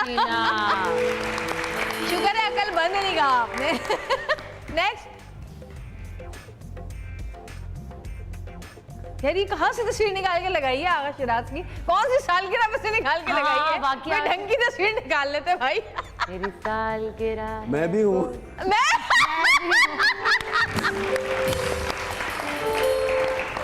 हैं? मैं भी हूँ पीर साहब, मैं तो कहूंगी। हाँ, पीर साहब भी। लोगों के वो बता रहे ना आजकल वो।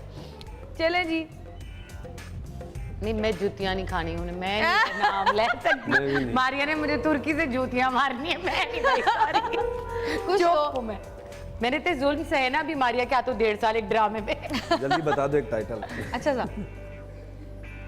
हाय, मुझे क्या पता, मुझे नहीं पता, मैं नहीं आई भी यहाँ पे। इसका बता दूं, शुएब भाई का। पहले इसका मारिया का। उनसे पूछा, मैं नहीं बता सकता। मुझसे क्यों पूछे? वैसे आजकल शेप का बता रहा हूँ। मैं शोएब का बताऊंगी। पहले मारिया का। मैं खिलाड़ी तू अनाड़ी। शोएब बता दिया मैंने, खत्म बात। फिर मारिया रह गई ना। आजकल वैसे मारिया को होना चाहिए मैं और मेरी बोट। मैं और मेरी बोट। हाँ मैं मेरी बोट। अच्छा शेप का क्या बताया था आपने? Real hero. मैं खिलाड़ी तू रियल तू है? Real hero. Real hero. चले जी, और खत्म हो गए क्या? अब इतने से मजा ही नहीं आया अभी तो थोड़ा। जवेरिया का टाइटल बताओ, जवेरिया का। जवेरिया का टाइटल, यानी मैं नहीं खेल रही भाई, मुझे नहीं खेलना। वही वाली वापस पुरानी वाली बातों पे आ जाए, पुरानी वाली बातें। एक्टिंग कैसी है? आप बताएं ना। मुझे तो अभी इस वक्त यहाँ की क्वीन नजर आ रही हो तुम। मेरी रियाया बैठी हुई है और मेरे मेहमान बैठे हुए हैं जो दूसरी सल्तनतों में से आए हुए है ना। हाँ, मुझे तो फौरन इस सोफे पे कर दिया ना। अच्छा वैसे सलीम साहब ने कहा मेरे साथ सोफे पे आपने क्यों बिठाया? मैंने कहा आप जरा करीब। नहीं, मैंने कहा जरा आप मेरे करीब आ जाएं थोड़ा सा। वहाँ से यूं दूर से मुझे देखना पड़ रहा था और वो सेट लगाए ना, हम चाहते हैं ये पीछे की चीजें भी नजर आए, ये भी चीजें नजर आए, जबकि सेट हमारे जो देखने वालों को हिफ्ज हो चुका होगा कि कौन सी चीज कहाँ पे रखी हुई है। खूबसूरत सेट है, बहुत ही अच्छा ऐसा शायरी से बहुत लगाव है जी? शायरी तो से लगाव भी है। मैं शायर हूँ। शायरा हैं आप? जी मैं खुद शायर हूँ। शायर हैं आप? जी ये शायर हैं। शायरा। आई थिंक इसमें कोई जेंडर की तो कुछ सुनाओ अच्छा सा अपना। यार मैं पता है क्या, मुझे अभी यहाँ पर आते हुए रियलाइजेशन हुई, मुझे ये कह दिया गया था इसलिए मैं बिल्कुल नहीं कहूँगी कि नहीं हाय मेरा गला खराब है। शायरी में तो आप ये कह भी नहीं सकते ना। याददाश्त कह सकते हैं आप, मेरा हाफजा मेरे पास ये हमारी टेक्नोलॉजी का फायदा ये है कि मेरे पास फोन में मेरी डायरी से तस्वीर, मैं कहीं से पढ़ के नहीं सुना रही, मेरी अपनी डायरी की तस्वीर है। तो बेफिक्र तो अभी आप पढ़ के सुनाओ, कल किसी और के नाम से लगा हुआ होगा ये। मैं ये कह रही हूँ कि जवेरिया से हम चूज कराते हैं कि जवेरिया आप क्या सुनना चाहेंगी, नाकाम मोहब्बत, कामयाब मोहब्बत या तुम? जवेरिया से चूज कराते हैं कि इन तीनों में से कौन सा? कामयाब मोहब्बतें शादी के बाद नाकाम हो जाती हैं, तो तुम नाकाम मोहब्बत सुनाओ। अच्छा, नाकाम तो नाकाम ही होती है, लेकिन जो कामयाब होती है वो भी नाकाम हो जाती है बेचारी। हायला उनमें छेती नाल मिल जाए। अच्छा हाँ, मिल गई। ये अपना कलाम है आपका? जी जी जी। इरशाद। तुमसे मोहब्बत नाकाम कर रहे हैं, तुमसे मोहब्बत नाकाम कर रहे हैं, ये कैसा जुनू है, ये क्या काम कर रहे हैं? शायद कसूर तेरे होने का है या खुद अपना किस्सा तमाम कर रहे हैं। ये स्याह आंखें, ये स्याह आंखें, ये हया आंखें, वो दिल का चैन गया आंखें। वाह वाह। ये किस नज़र को भर के देखा है, हम अपना चेहरा तेरे नाम कर रहे हैं। वाह वाह। यूं बंदगी का दावा सरेआम कर रहे हैं। तेरी आवाज़ में जो राज हैं उनकी ही शरारत होगी, ये जो गुफ्तगू के अंदाज हैं इनकी ही हरारत होगी, कि तेरी सोच में फना रहूं, बावजूद अपनी सूरत के तेरा अक्स मैं बना रहूं। वाह वाह वाह। बावजूद अपनी सूरत के तेरा अक्स मैं बना रहूं, गहरी बात है। ख्वाहिश में दीदार की दीवार से लगा रहूं, तू किस घड़ी पुकार ले मैं रात भर जगा रहूं। ख्वाहिश में दीदार की दीवार। एक दफा और भाई, एक बार और। वाह वाह वाह वाह। ख्वाहिश में दीदार की, ख्वाहिश में दीदार की दीवार से लगा रहूं, तू किस घड़ी पुकार ले मैं रात भर जगा रहूं। वाह वाह वाह वाह। ये वाबस्तगी, ये वाबस्तगी, ये फरिफ्तगी, हाय ये मेरी तिश्नगी, गलत नहीं है जो ना से आयद ये इल्ज़ाम कर रहे हैं, लगा के आग मैं कदों को हम तुझे जाम कर रहे हैं। वाह भाई क्या बात है, जबरदस्त। बिक गए हैं सारे ख्वाब तुझे, बिक गए हैं सारे ख्वाब तुझे, और ये सौदा बिना दाम कर रहे हैं। मेरा हाल सुन के वो मुस्कुरा रहा है, मेरा हाल सुन के वो मुस्कुरा रहा है, उसे क्या खबर कोई जान से ही जा रहा है। हाँ, क्या बात है भाई, मजा आ गया। बेधड़क दिल की बात कह दूं तो, बेधड़क दिल की बात कह दूं तो, चुप ही रहता है बस बदलता है पहलू वो, इस अदा से मुझे बहला रहा है, मेरा चारागर मेरा जब्त आजमा रहा है। वाह वाह वाह। पर सकूत उसकी आंखों का, पर सकूत उसकी आंखों का एक शोर सा मचा रहा है। वाह, हौसला इस फकीर का उसका दिल बढ़ा रहा है। क्या बात है। अब हम हंस रहे हैं, अब हम हंस रहे हैं, इनकार में ही सही कहीं तो बस रहे हैं। वाह, तेरी बेरुखी की छांव में आराम कर रहे हैं, कोई डर नहीं कि खुद को बदनाम कर रहे हैं, हम तो तेरे गुरूर का एहतमाम कर रहे हैं। न जोर था आगाज पे न फिक्रे अंजाम कर रहे हैं, अरे अभी तो पहली बारिश है इनायत की मोहब्बत की, तुमसे किसने कहा कि इख्तिताम कर रहे हैं। वाह क्या बात, वाह वाह। क्या खूबसूरत वाह, लिखा है वाह, भाई, वाह, मजा आ गया। बड़े अरसे बाद कोई अच्छी चीज सुनी है। अल्फाज से वाह वाह। वाह, तो ये मेरी जो स्टाइल है वो, लेकिन ये है कि काफिया रदीफ ख्याल रखती हूँ मैं, लेकिन आजाद आजाद है, लेकिन लिखती रहा करो ना, इतना अच्छा लिखती हो तुम तो। लिखी है मैंने इस साल, एक्चुअली मैं 10-12 नज़में लिख गई हूँ। हाँ। जो कि मैं बड़े ज़माने बाद मैंने पोइट्री वापस शुरू की है। पोइट्री मेरा पहला आर्ट था एक्चुअली, वाह, जो मैंने नहीं, 7-8 साल की आपका उम्र ये में भी पहली माशाल्लाह। दफ़ा कुछ करने की कोशिश की थी, वो शायरी। वाह, बहुत जबरदस्त और बहुत खूबसूरत शायरी है भाई। खूबसूरत शायरी, खूबसूरत एक्टिंग, खूबसूरत हर चीज पर्सनैलिटी। फन का एक अचार डला हुआ है। वाह। हर चीज है इस अचार में, मिक्स अचार नहीं होता। इतनी खूबसूरत शायरी के साथ एक छोटी सी ब्रेक लेंगे, ब्रेक से वापस आएंगे। देखते रहिएगा सतरंगी, क्योंकि सतरंगी रंग देगी जिंदगी। बहुत अच्छा।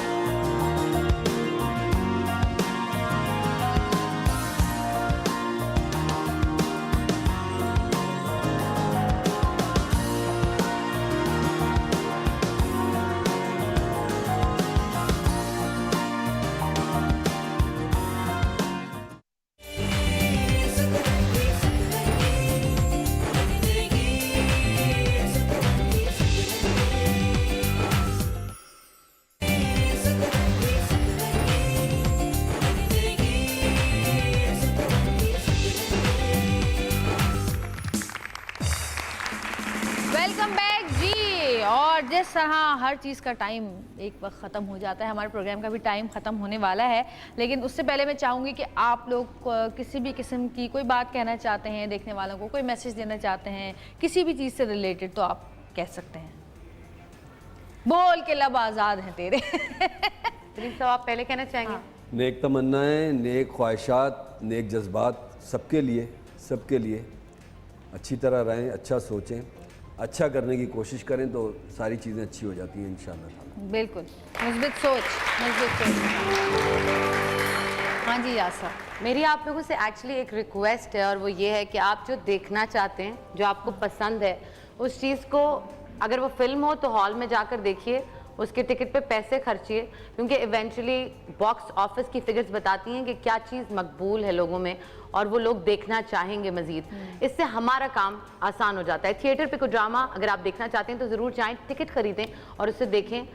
टेलीविज़न पे भी उस चैनल पे ज़्यादा देर रहें जो चीज़ आप देखना चाह रहे हैं, क्योंकि उससे हमारा काम आसान होता है और हम उसी की बेसिस पर अगला काम करते हैं। बिल्कुल। तो जो आर्ट फॉर्म आपको पसंद है उसको सपोर्ट कीजिए, एक्चुअली जाके पासेस अवॉइड करें और टिकट खरीदिए, जरूरी लेकिन पासेस की एक मेरे ख्याल वो होती है ना, मिकदार होती है, वो उस क्वांटिटी में होता है। मिकदार, हाँ, क्वांटिटी जितनी होती है वो उसी हिसाब से। अच्छा, लोग पासेस मांग रहे हैं आजकल, बड़ा पता चल गई कि टेंशन हमें। वो उसमें बहुत सारा वो वाला नंबर चला जाता है कि कितने लोगों ने एक्चुअली देखी। बॉक्स ऑफिस बताता है कि अच्छा यार इतने टिकट बिके हैं। हाँ। तो वो फिर आप अगली बार प्रोड्यूसर के पास जब जाते हैं ना तो वो कहते हैं अच्छा ठीक है मैं लगा दूंगा पैसे, सही, वरना अदरवाइज आप जस्टिफाई नहीं कर सकते किसी अच्छी कहानी को ले जाकर। रिस्पॉन्सिबिलिटी। तो ये हमारी हेल्प कीजिए अच्छी कहानियां आप तक लाने में। बिल्कुल सही, और उससे पता चलता है कि लोग क्या देखना चाहते हैं, हमारे लोग क्या पसंद करते हैं, उनको किस टाइप की चीज़ें। और अब तो फिल्में अभी बनना शुरू हो गई हैं और इंशाल्लाह अब इस साल बहुत फिल्में बनी हैं, अगले साल इससे ज़्यादा बनेंगी। और ईद पे, बकरीद ईद पे, 14 अगस्त पे सब उस पर रिलीज़ हुई हैं और नेक्स्ट ईयर इंशाल्लाह शुरू से ही रिलीज़ होना शुरू हो जाएंगी। हमें ऐसी हम इतनी हमारी फिल्में बननी चाहिए कि हमें किसी त्यौहार की जरूरत ना पड़े रिलीज़ करने की। हर महीने 2-3 फिल्में रिलीज़ हो रही हैं, हम अपने आप को रिप्रेजेंट कर सकें मुल्क से बाहर। लोग देखें कि हम पाकिस्तानी लोग हैं, इंसान हैं, हमारे घर बार हैं। बिल्कुल।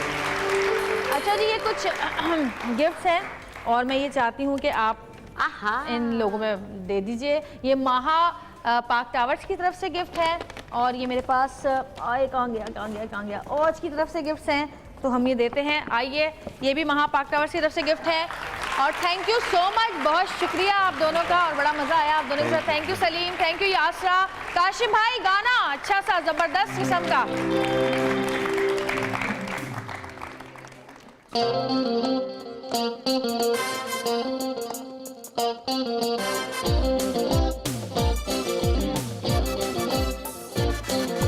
रूप तेरा मस्ताना, प्यार मेरा दीवाना।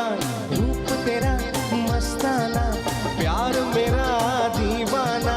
भूल कोई हमसे ना हो जाए। रूप तेरा मस्ताना, प्यार मेरा दीवाना। भूल कोई हमसे ना हो जाए।